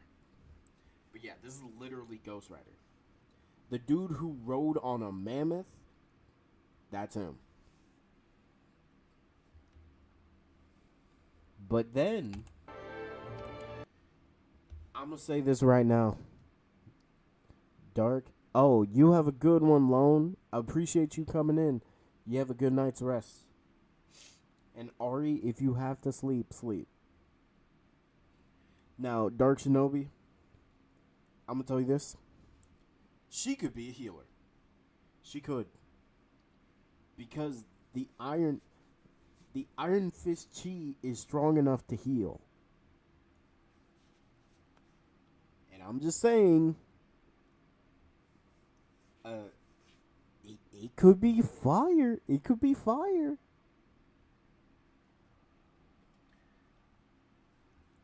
Look, if we gotta buff up Danny Rand and make him a tank, do it. Literally. But put Danny Rand as a tank. Make Fan Fei a healer. Oh wait, no. Fan Fei was the bald one. This one is what's her name?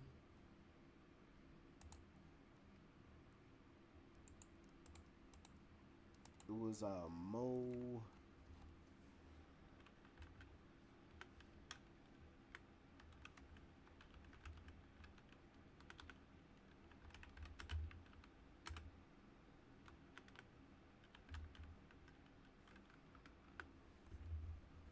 No, not Mo. It was Wu Aoshi. Sorry. Because I'm like, I literally just had her character up a few seconds ago. But yeah.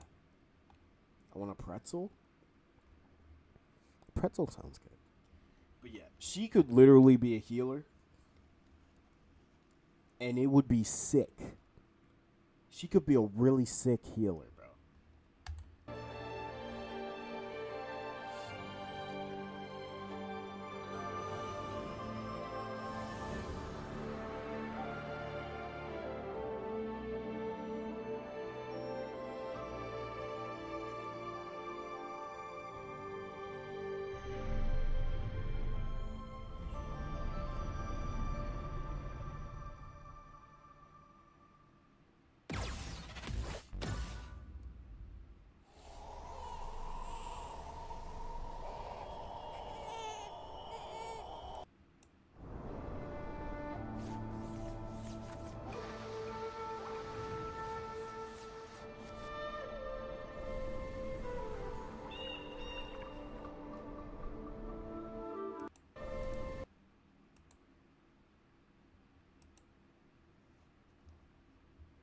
Wait, is this the payload?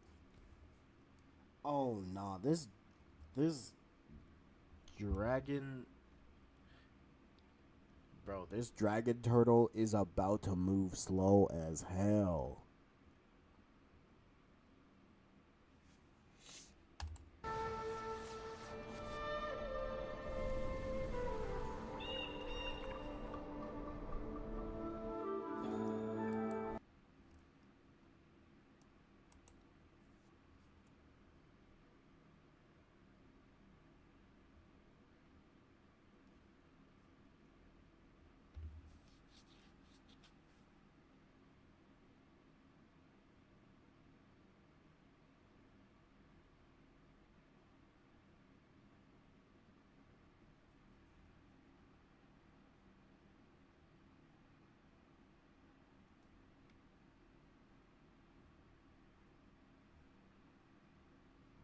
Who are they? Wait, are these other Iron Fists?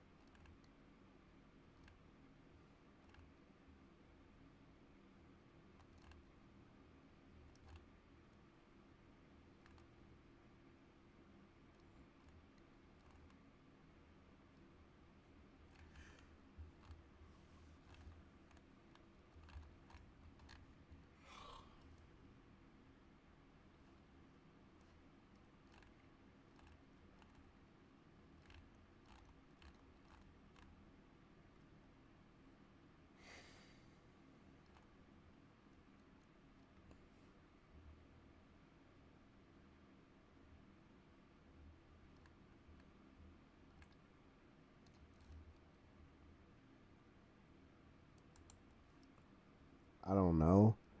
Bro, I think they're Iron Fist. Like former Iron Fist.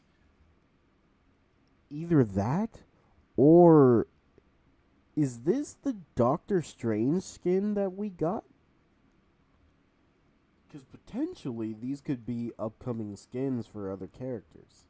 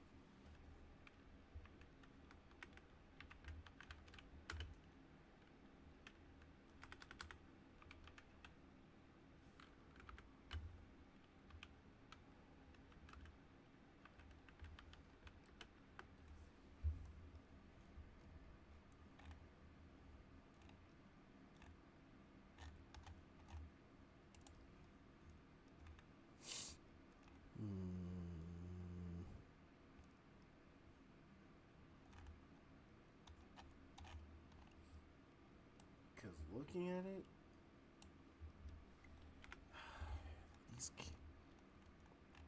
the dude with the beard looks familiar.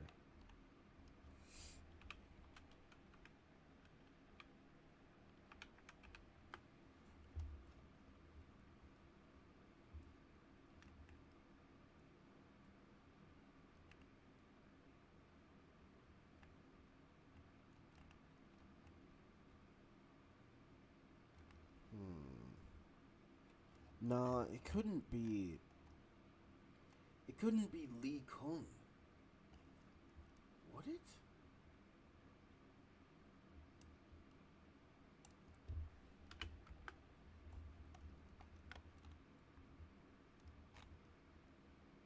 Lee Kung? Could it? No, no. Dang, the more I look at it, the more I'm like, maybe. But his only thing is like he's immortal.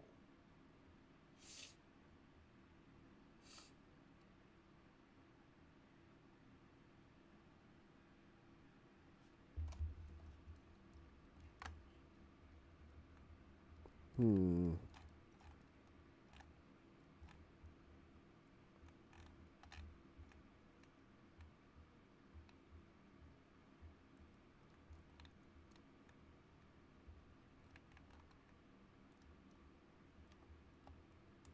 Like he was he's an immortal martial arts master of Kunlun. Like he trains all the males in the city of Kung Fu. Like he trains all males in Kunlun how to use Kung Fu.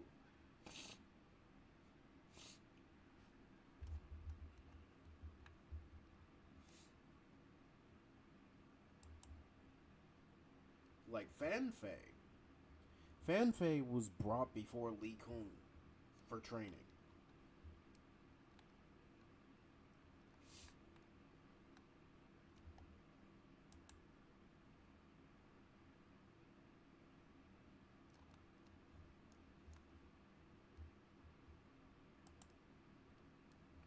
Who's that on the right?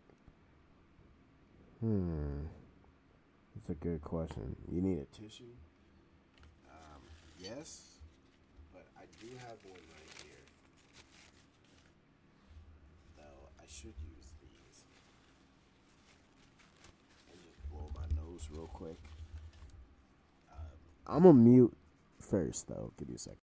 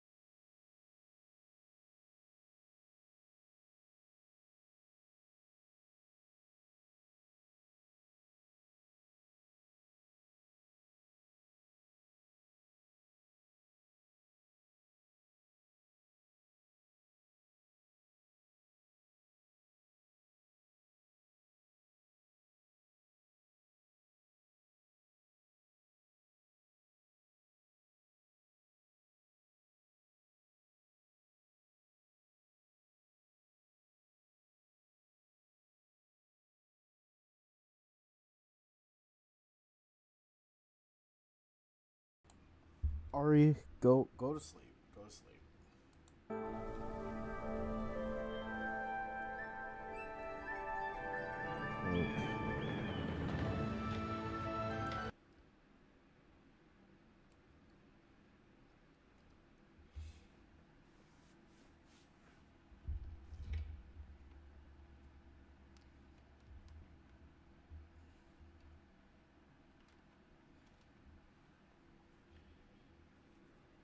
Okay, so we also have an orb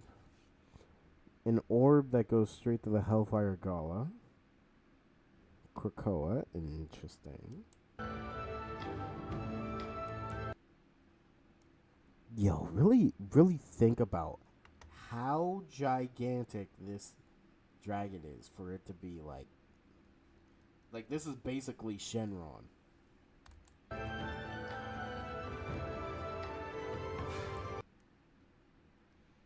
Oh my god.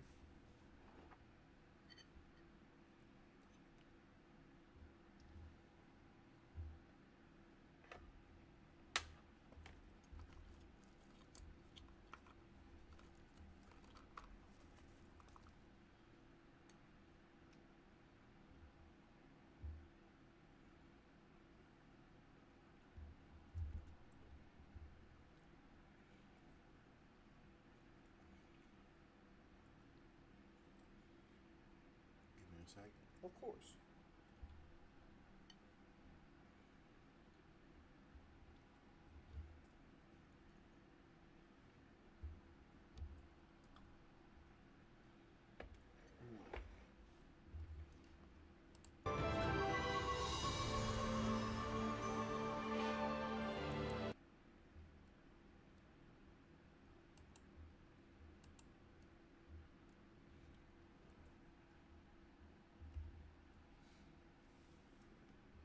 Wait.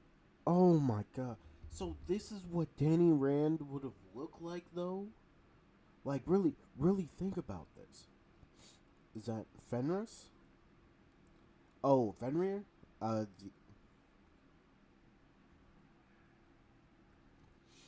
Asgardian? It kind of looks like he had the Phoenix for a sec.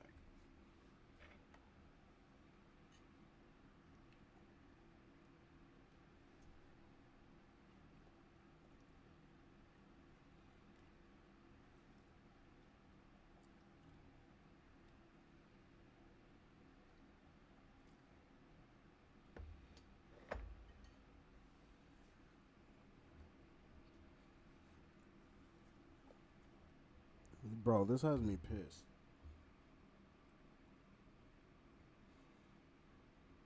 Because when you really look at it,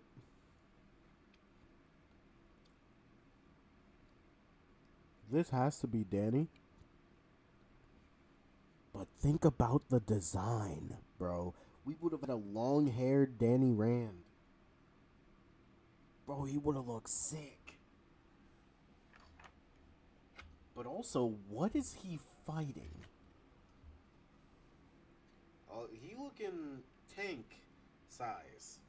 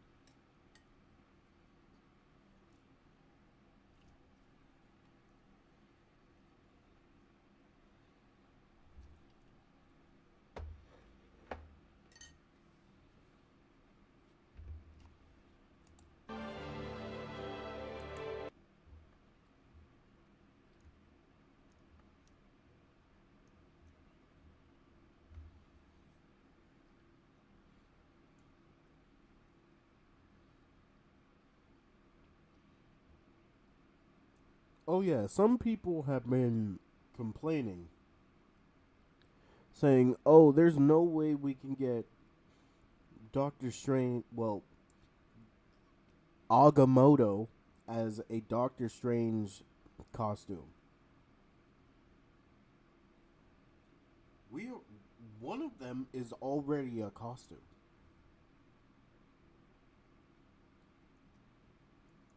And I'm gonna tell you this: when that fire hair costume comes out, that's gonna be fire. No pun intended. People have been complaining that Agamotto is his own character.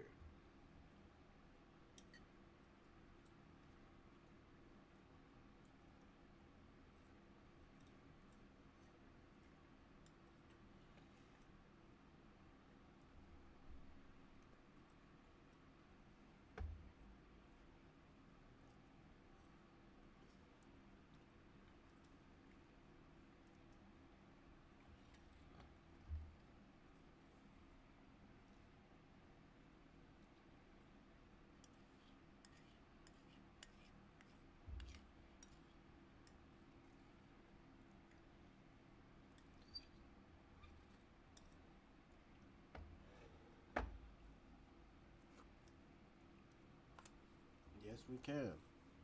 We got Old Man Hawkeye. And we literally have the BC Black Panther as an outfit already. So if he can get one, everyone else can, except for her. Unless they just decide, hey, screw it, let's put different Iron Fists in the game. And I'm not against it. Like, just put Danny Rand.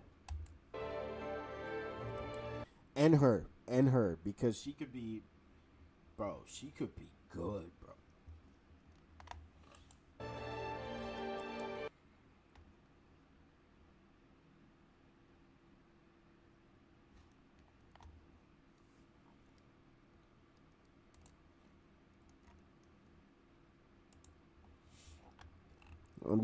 I need to check something real quick.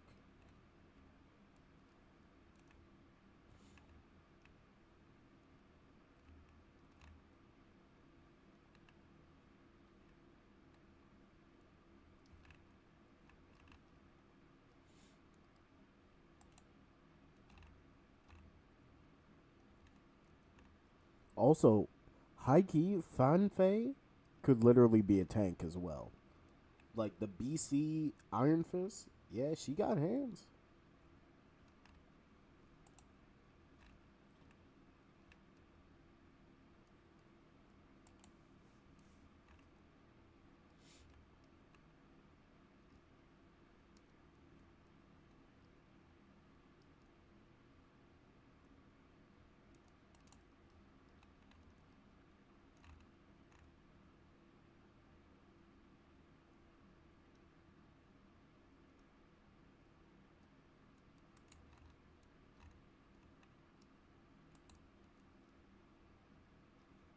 Actually, they're gonna probably bring Danny back though, because he might turn back. Well, he might come back as the immortal Iron Fist.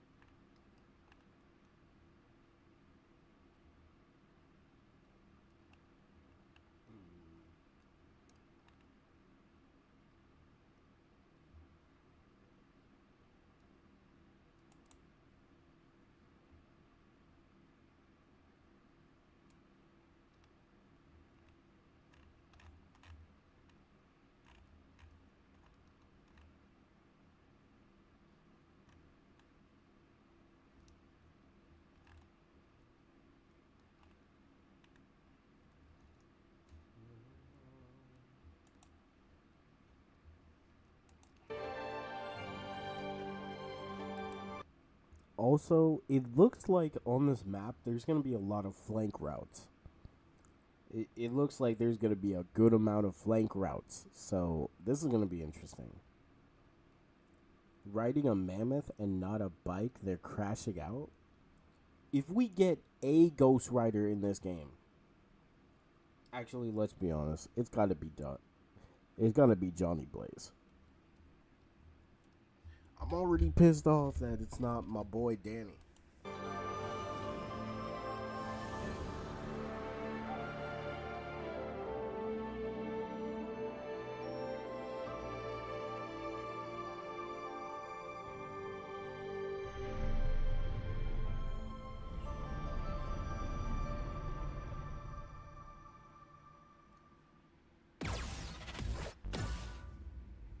And then the kill.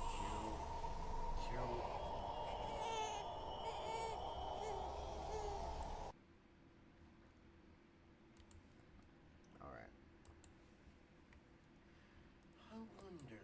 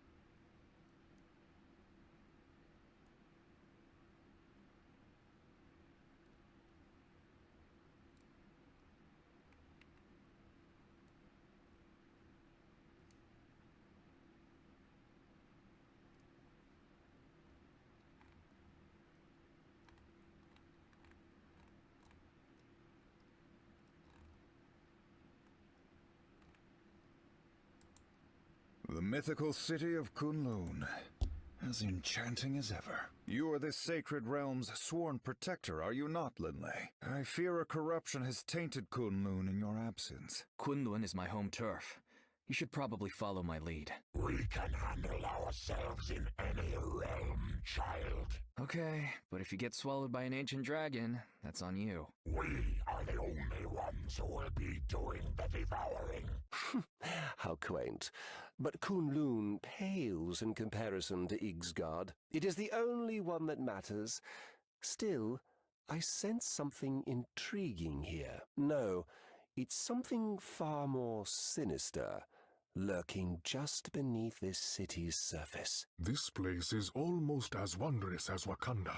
Our partnership dates back over 1,000,000 years, Iron Fist. I'm pretty sure we just met, Banter. The first Black Panther, Mosey, said otherwise when I visited Djalia. I guess that means you're welcome here in Kunlun, old friend.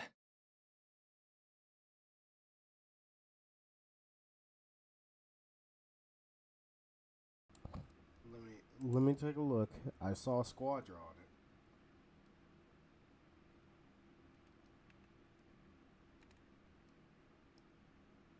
Wait. Season 1 starts.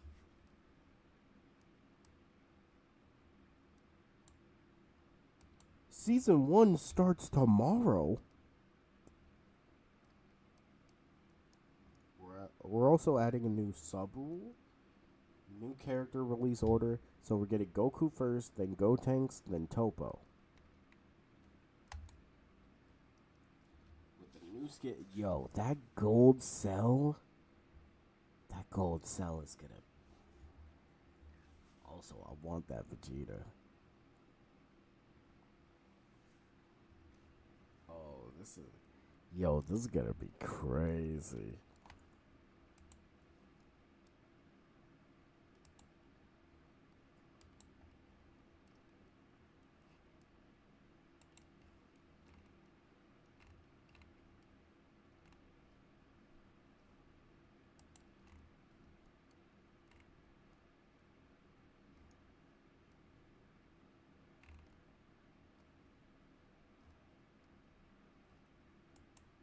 What if I told you that we know why Danny Rand isn't in Marvel Rivals and most players missed it, but there's a chance that he might be coming sooner than we initially thought?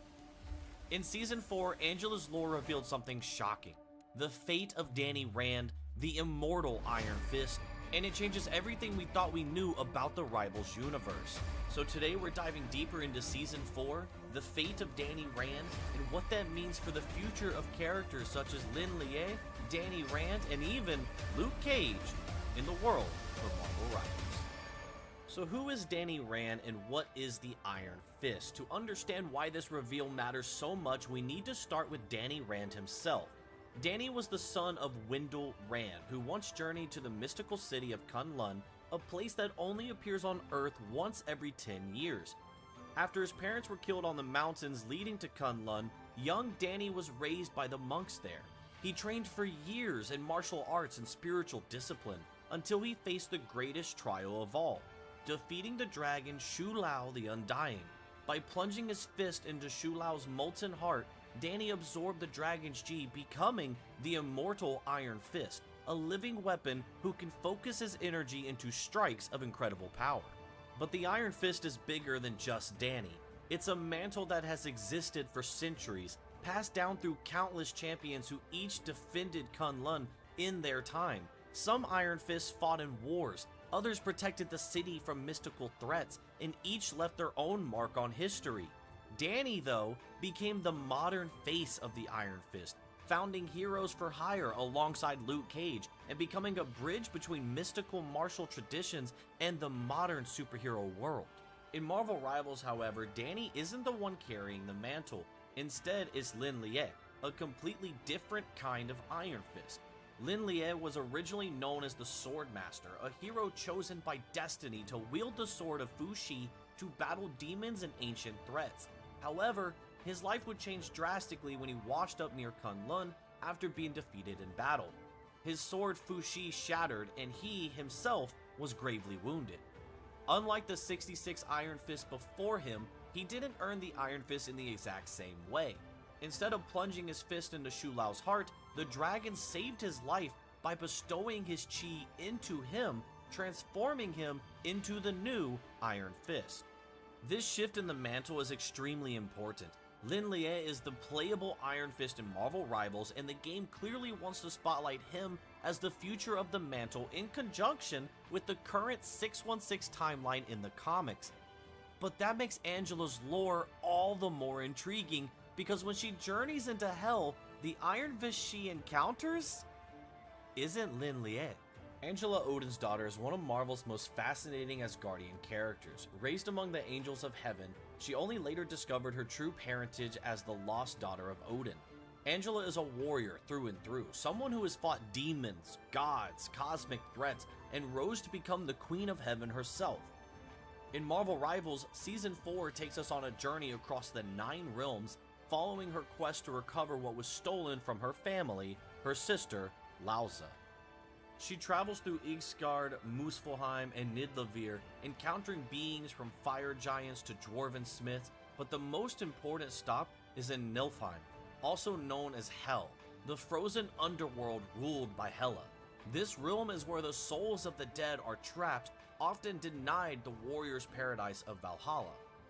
It's here on the shore of corpses that Angela meets a soul unlike the others, an undead warrior whose presence radiates a powerful burning energy, the unmistakable chi of Shu Lao. His tattered clothing still bears the dragon emblem, and his glowing fist marks him as an Iron Fist. He speaks to Angela briefly, handing her a crystal infused with his chi, a shard of guidance meant to point her toward Kunlun. But before he departs, he leaves her with a cryptic message: if you meet someone named Luke, tell him hi, and tell him bye. In a surprising twist, a Valkyrie appears to escort him, not deeper into Hell, but toward the golden ferry that carries the worthy dead to Valhalla. Angela watches as this Iron Fist soul leaves Hell behind and ascends to the Asgardian warrior's afterlife. And this moment changes everything. Because if this was really Danny Rand, it means that in the Marvel Rivals universe, Danny's story has already ended, and his legacy is now carried by Lin Lie. Or does it? To understand Rivals' take on Danny, it's worth looking at where he currently stands in Marvel's mainline comics. Danny has been through a lot in recent years. After years as the immortal Iron Fist, he eventually lost Shu Lao's chi, and with it the full power of the Iron Fist during the Heart of the Dragon storyline, which ironically is also the name of Marvel Rivals Season 4.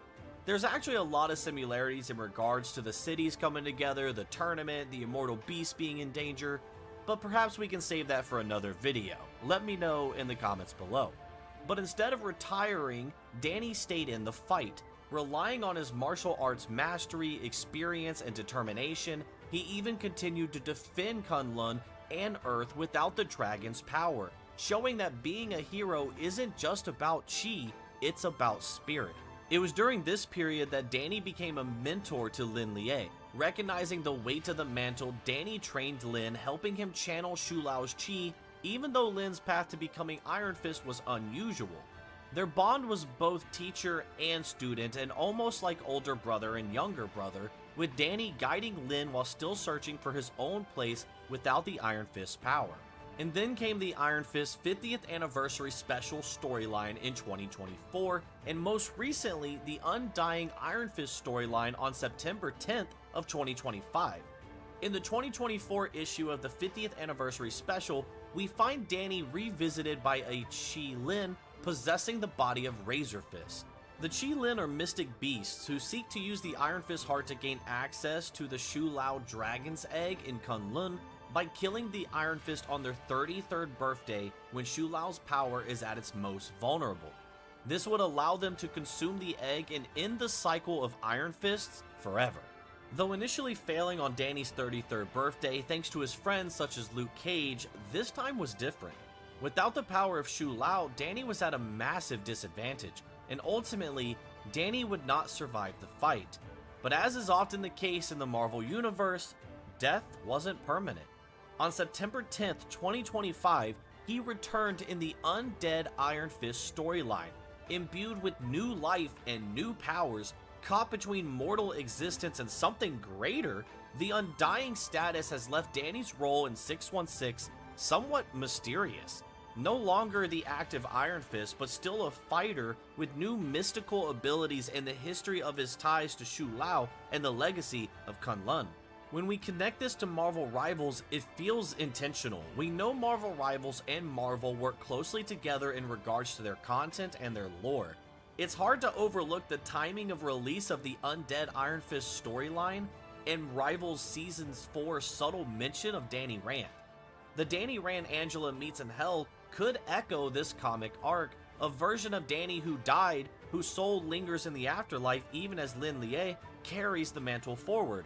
Rivals may be blending Danny's 616 death and return threads with their own multiversal lore. So what does this all mean for Danny Rand in the Rivals universe? Well, first let's talk about Hell and Valhalla in Norse myth and Marvel lore. Hell is the realm of the dead, not necessarily a place of torment, but a resting place for souls who didn't die a glorious death. Valhalla, on the other hand, is Odin's Hall of Heroes, reserved for those who fell honorably in battle. Normally, mortals have no place there. It's an afterlife for Asgardians and chosen warriors of Odin. Meanwhile, 616 Danny Rand's soul went to Feng Tu, a realm of the dead for the inhabitants of Kunlun when he died. That's why Danny's fate is so unusual. He wasn't Asgardian, he wasn't even tied to the 9 realms, yet Angela encounters his spirit in Hell and a Valkyrie claims him for Valhalla. So why would this happen? Theory 1 is that Danny earned his place. Throughout his life, Danny fought not just for Kunlun, but also for the Earth itself. He faced gods and demons, immortal beings, and protected countless lives. In Marvel lore, the Valkyries don't always choose based on bloodline, they choose based on worth. If Danny sacrificed himself in some final battle, especially during the time stream entanglement or before the events of Rivals, it's possible the gods recognized his valor, and his journey to Valhalla could be Marvel Rivals' way of honoring his legacy as one of Earth's greatest mystical warriors. Theory 2 is that Danny's story isn't over. Even though Valhalla is considered a final resting place, Marvel Comics have shown time and time again that it's not always permanent. Thor, Loki, Valkyrie, and others have crossed between realms of life and death. If Danny's soul now rests in Valhalla, that could actually be a setup for his eventual return. Rivals may have written him out for now to spot Lin Lie, but left the door wide open for a dramatic comeback down the line, maybe even as his own character separate from the mantle of Iron Fist. Until we see what happens to Danny in the next few issues of the Undead Iron Fist releasing later this year, we can only speculate how it might relate to Marvel Rivals' version of Danny. And there's one more detail worth considering. Danny's last words to Angela: if you meet someone named Luke, tell him hi and tell him bye. It ties directly to Luke Cage, Danny's closest ally and co-founder of Heroes for Hire. By mentioning Luke, the lore not only confirms the Iron Fist was Danny Rand, it also plants a seed that Luke Cage himself may appear in Marvel Rivals' future. So whether Danny's passing is a respectful send-off or a temporary setup for something bigger, one thing is clear. Marvel Rivals hasn't forgotten him. His spirit still burns brightly in the story, even as Lin Lie takes up the mantle in battle. So what does this all mean for Marvel Rivals? Angela's Season 4 lore shows us that Danny Rand's soul was in Hell but earned a place in Valhalla. That gives Lin Lie space to shine as the current Iron Fist, while Danny's legacy is honored in a warrior's afterlife. But Marvel stories are rarely so final. If Danny is in Valhalla, that means he could return one day like his current 616 counterpart. And the mention of Luke Cage almost feels like foreshadowing for Rivals to bring him into the roster down the road. Imagine, Heroes for Hire reunited in this chaotic, fractured universe. So, I want to know what you think. Do you believe Danny Rand is truly gone, resting as a hero in Valhalla, or is this Marvel Rivals setting the stage for his epic return in the near future? And how hyped would you be to see Luke Cage show up in the future? Because I know I would. Drop your theories in the comments below.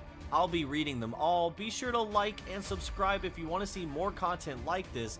And don't forget to check out our previous video where we broke down everything Dezong and Daredevil. Thanks for watching, and I hope to see you next. Yeah, it has to be the Undying Iron Fist. They have to be doing that storyline for Danny. So that could basically mean in the future they can put him in the game.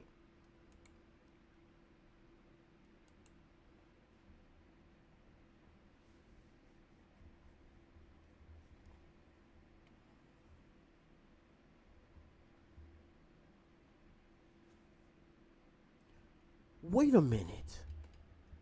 Candido, Dark, I have a question.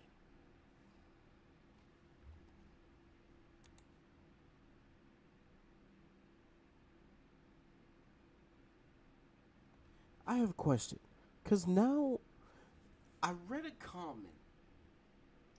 First time I'm reading like the comments for this video, but that got me thinking about something.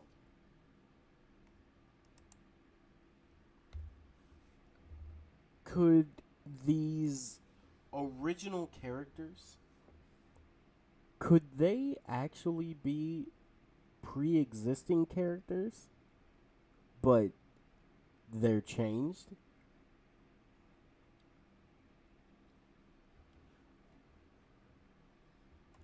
Because what if we get Danny Rand, but he's like, instead of Iron Fist, he becomes something different?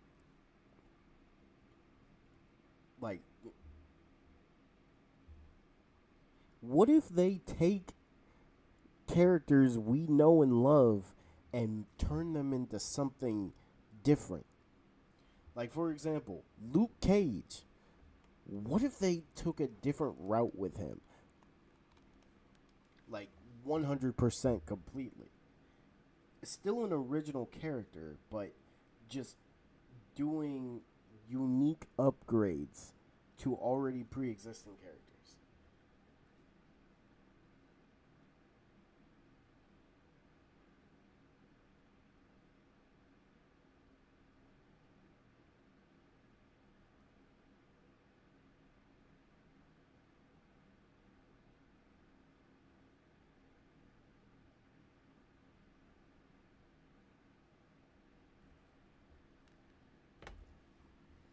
Because now I'm curious.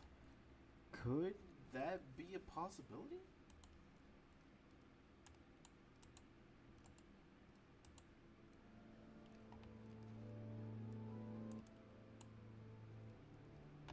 I wonder if that could be a possibility.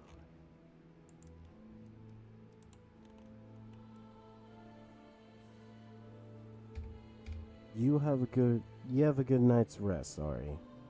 Appreciate you. Maybe like Iron Fist, but something different.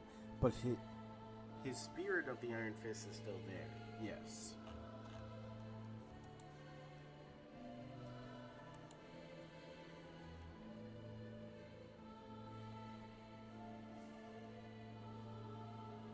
And also, could this mean that potentially Danny might come back to deal with like whatever's going on in Asgard? You saw the vids I sent? Hold on. The TikTok vids? I haven't seen them. Hold on. Yeah, I see the 4 vids. Hold on.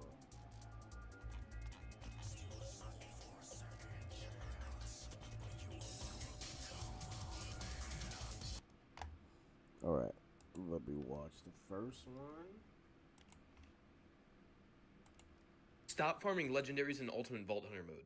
Whenever you finish the campaign in Borderlands 4, you unlock Ultimate Vault Hunter mode, and it specifies that it increases loot quality. However, this doesn't actually make any legendary weapons drop more than they would in easy, normal, or hard mode. Thanks to the Glitching Queen for running this test, but you can see over 1,000 Splash Zone kills with 300 on easy mode, 300 on Ultimate Vault Hunter 1, and 100 kills on all of the other ones. There's no large difference between any of the drop rates for any of their dedicated drops. The percentage on each of these is what percent of runs resulted in a legendary weapon to drop.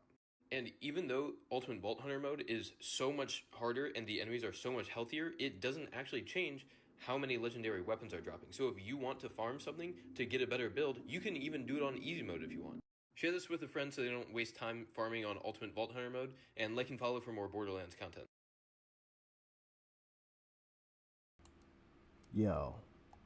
First off, that's so stupid. Yearbox. Fix that. But you just saved me so much time. Cause I was really debating on Ultimate Vault Hunter mode. Cause I was like, are the drop rates gonna be good? Oh my god, bro! Tom Holland was hospitalized after a Spider-Man stunt accident. Yeah, Spidey, this was crazy. Tom, Timothy, why is you doing your own stunt? Timothy? Fuck! Tom Holland reportedly cracked his head in a fall and was treated for concussion after filming a stunt for Spider-Man Brand New Day. Gang. They just said he cracked his fucking head open, nigga. What? Again, I stress this, nigga. Why the fuck are you doing your own stunts, bro? You're not Jackie. Can't nobody be Jackie Chan. G, that nigga's a 1 in a million, folks. I ain't gonna lie, a lot of people do their own stunts. But still, like, you're Spider-Man. They stunts ain't to the degree of your shit. Jackie Chan shit was... Hey, if we keep it a buck, the Mission Impossible movies, I'm gonna tell you this. Mission Impossible, and don't get me wrong, Jackie Chan does do his own stunts. Well, in the past. He's definitely up there, but Mission Impossible showed me that there's a level where you have to really ask the question, is he suicidal? Because just watch a Mission Impossible movie and realize that he's doing his own stunts. Like, bro, that man does not care. He will do anything to make sure the movie is good quality.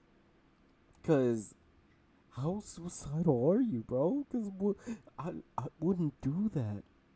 I don't think a normal person would do that. And the crazy thing is, after doing these,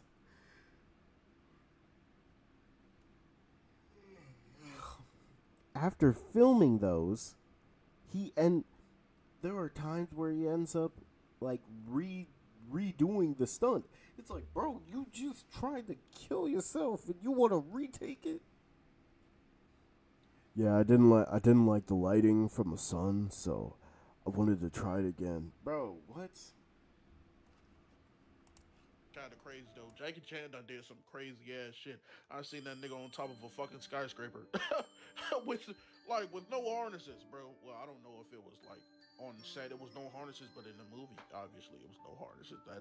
That nigga slid down the side of a skyscraper. I'm fucking terrified. But yeah, big spider, Peter. We need you, gang. Don't go out there fucking dying trying to be cool and do your own fucking stunts, nigga.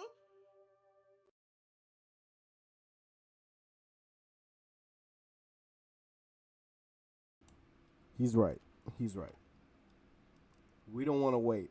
We don't want to wait for Marvel. And also, we don't want Marvel to do what they're doing to Black Panther to Spider-Man. Because you see how Black Panther, they're putting a muzzle on Black Panther now. Like, nobody can act as Black Panther, and nobody can even like be Black Panther anymore, because Marvel is trying to pay respects to they're trying to pay respects to the original T'Challa. But it's like, bro, Chadwick would want y'all to move on. Like, let's be honest. The show must go on.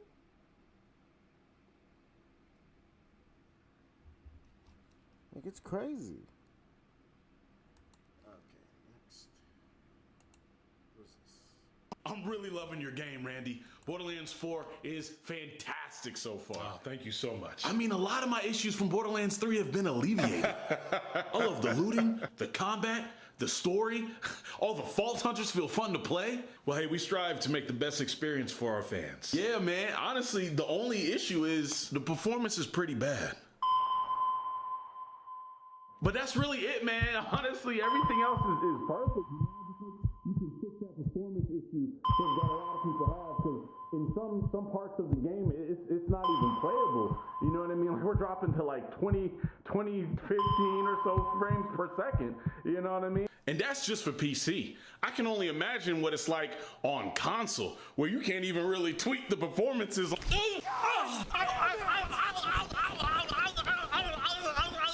You think making a video game is easy?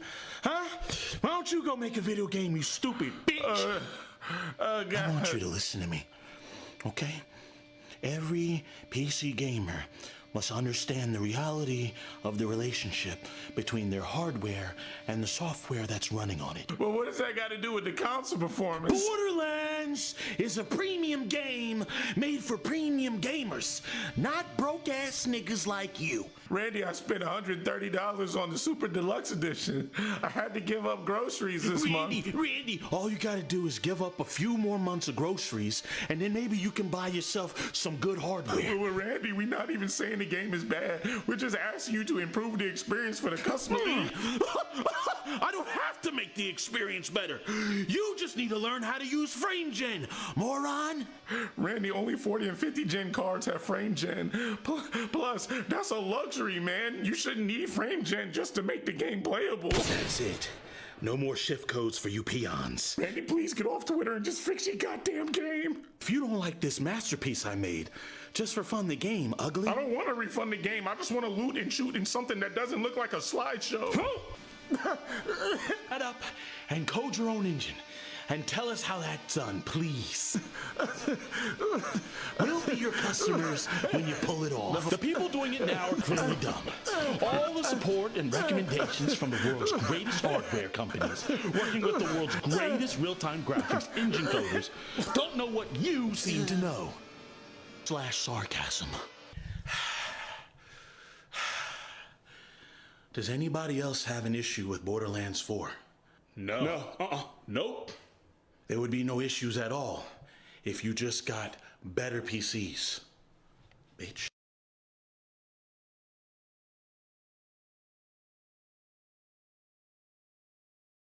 Yeah, someone for real has to take his phone. Someone gotta take his phone, cause like, why? He threw that hoe away quick. What? Bro.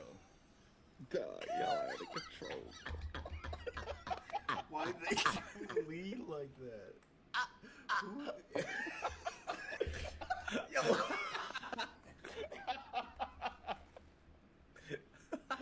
Bro, What? It's a real person? It's a real person? Nah, it ain't no real person, right? There's no way it's a real person, right? Chat, there's no way it's a real person, right? Well, I need a reverse Boolean search. Bro, why'd they do it If there's like a real that? person, y'all gotta meet. For what? I need to see y'all side by side. Why, nigga? Nigga, we gonna follow. Are you dead ass? Bro, I'm looking it up right now, bro. Who is this person? I'm reverse Googling and searching. They wrong for that. What?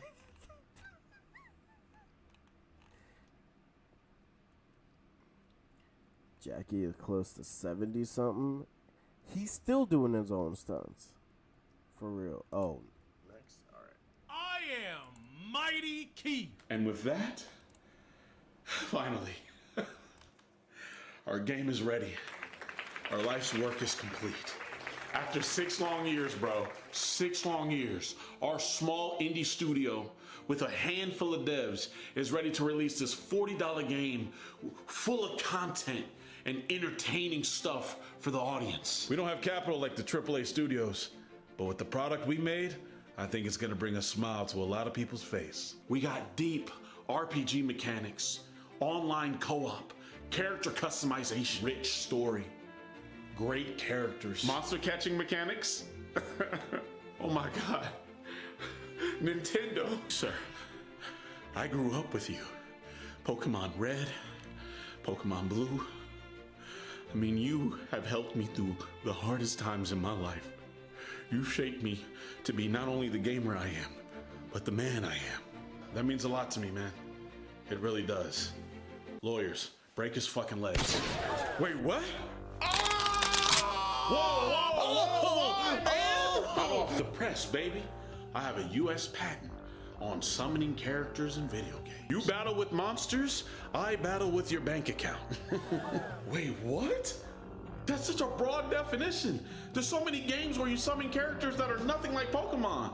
For example, Pikmin or summons in Final Fantasy. I'm fantasizing about your final moments. Lawyers, sever his spleen. Huh? We're trying to make affordable games. $70 is too high a price for some people. Should have been inspired by something else, buddy, like Baldur's Gate 3. But in Baldur's Gate 3, you can summon monsters to battle for you. It would still fall under the words under your patent. Lawyers, find Larian Studios. You don't think it's crazy to put a patent on a mechanic in a game? That's like Warner Bros. Putting a patent on the Nemesis system and then never using it again, or allowing anyone to use it for that matter. That seemed very specific. I'm just still angry they did that. Understandable. We love your products. We've been loyal customers for our whole lives. Why would you do this? Why would you do something like this to ruin everyone else around you? For money, duh. Lawyers, wrap this skit up. Or that's just crazy. Bro, it really feels like that. Also, he's not wrong. Imagine holding the Nemesis system and not doing anything about it. Like, I wouldn't be mad. I mean, I'm still mad, but I wouldn't be as bad if they just released games with it. Like, dang. Release some games.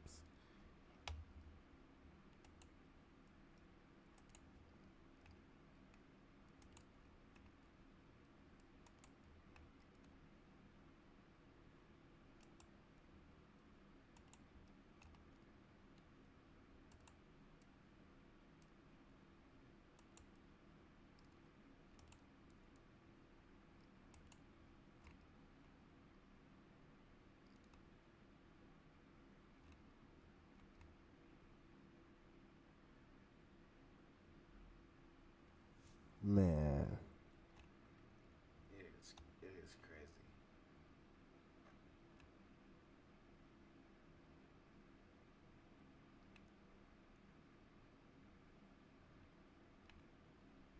I can only imagine how Reggie feels seeing this.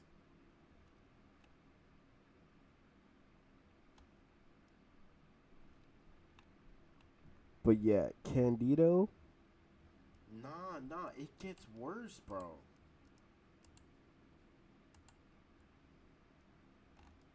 Hold on, I'm gonna show you this. I'm gonna show you this real quick.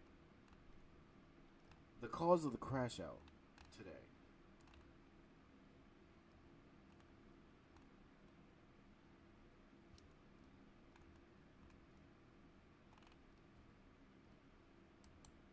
So, as it turns out, Nintendo can't stop and is in fact addicted to the shindig. And in this case, the shindig is filing patents for insane things that already existed long before Nintendo ever created them. And in this case, the one I'm talking about is a patent that has been filed in the United States and in Japan for what is effectively first-person shooter arcade games. It gets a little bit more detailed than that, but it's effectively first-person shooter arcade games. So if you ever played one of those laser gun arcade games, like I used to play a lot when I was a kid, it's kind of that, you know, House of the Dead, Fireteam Raven, a lot of those ones. It is effectively for that. Now, you might be wondering, well, when did the first one of these come out? Because maybe they can... So, Candido, it actually, this isn't just first person arcade games. They're going after shooting games in general. Like when he explains the patents, but once you hear these claims, and they made like over 12 claims. Once you hear these claims, this attacks so many different shooting games. do this, maybe this is within the statute of limitations. Immediately, no, because these things have been around for decades. The very first arcade shooter game came out in 1975. It was called Western Gun, or Gunfight in Japan, and it came out in 1975. The statute of limitations for filing a patent in Japan is 6 months. So it has been 100 times as long as they need to file that patent in Japan, and the statute of limitations in the United States is 1 year. So it's been 50 times as long as they need to file that patent in the United States. Now, the patent they're filing right now, and to be clear, they are filing this patent. They have not been granted this patent. The patent was filed for in Japan on March 15th, 2024. It was filed for in the United States on February 21st of this year. It just went public in the United States on September 18th, 2025. Public does not mean granted. Public just means it is public. We can see it. We the people can see that this patent is being filed. I hope to God it's not granted because it's so stupid, but I'm going to go over the patent real quick. I'm going to go over the claims of the patent. I'll link the actual U.S. Patent Office document in the description, so if you want to read it in a bit more detail. The background and summary is longer than I want to go over in this video, so I'm just going to go over the claims to show what the patent is basically trying to cover. Apologies for the kind of disjointed nature of this video. I read through this patent a few times. I read through this patent application a few times, and every time I reread through it, it made a little bit more sense to me, or something confused me a little bit more because of just the wording of how these patents work. So I'm doing my best to explain it and explain the parts that I'm not quite sure about. I do reach a conclusion at the end of the video that kind of explains it a little bit better, and it has a little bit more understanding to it. But also understand I'm not a patent lawyer and I don't work in tech, so there's things that I might be wrong about. But I would love your insight in the comments on what is going on and what you think is going on with this and how you feel about it. But rest of the video. Abstract, a non-limiting example shooting game system, comprises a game control PC that is communicably connected with a plurality of gun PCs. A shooting device is electrically connected to each of the gun PCs. The shooting game system is applied to an entertainment facility, and that's also big, entertainment facility, and a plurality of AR markers are arranged side by side on a floor surface of the entertainment facility between a placement table of the shooting device and a front screen.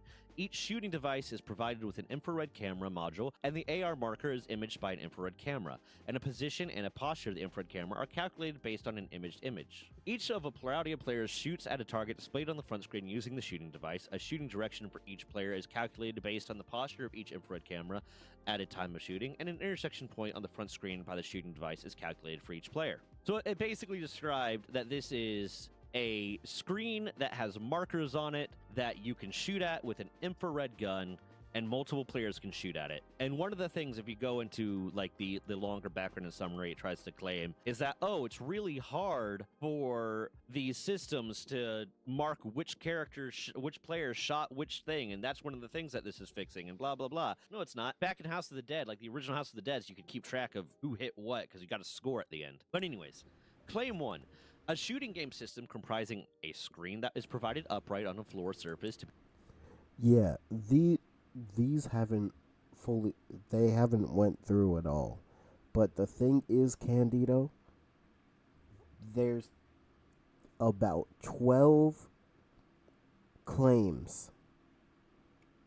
12. They're doing all this to hit Power World. When was the last time you saw a Nintendo game with a gun? Like, this is directly attacking Power World. You know how crazy that is. And they made 12 claims to take them down. Like, what more needs to be done?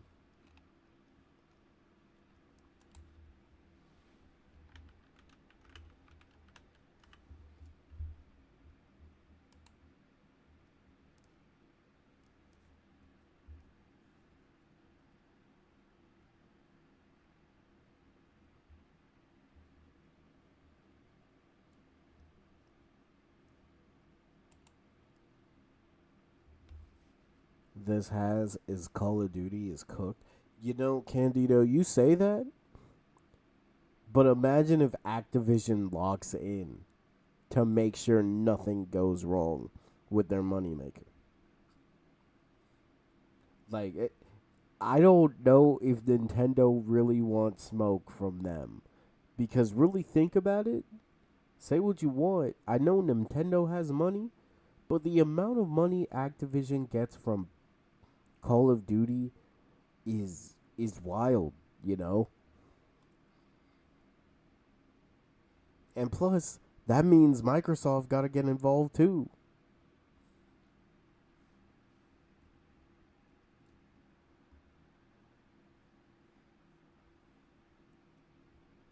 Microsoft, Blizzard, like they don't want the smoke with Call of Duty.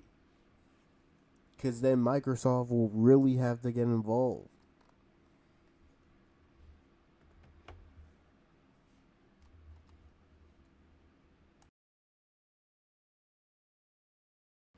Also, I'm looking at the time. Hey, it's about that time we go to sleep. I have to go to sleep. So, thank you all. Hope you all have a good rest of your day or night, whatever time zone. Candido, I was going to play the full thing but until I looked at the time. This is why I'm worried, but not worried, because all these patents, these companies won't allow this to happen. Yeah. Plus, if you don't follow the entire patent, you can still do whatever you want.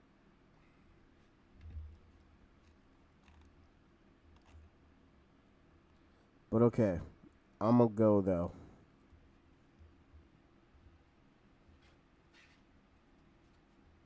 I crashed out. This is the crash out mask.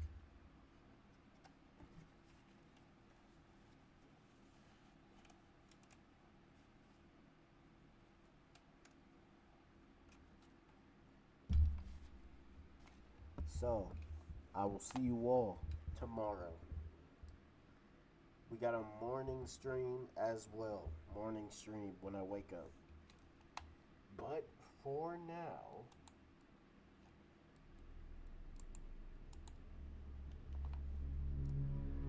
Peace out, y'all. Y'all have a good one.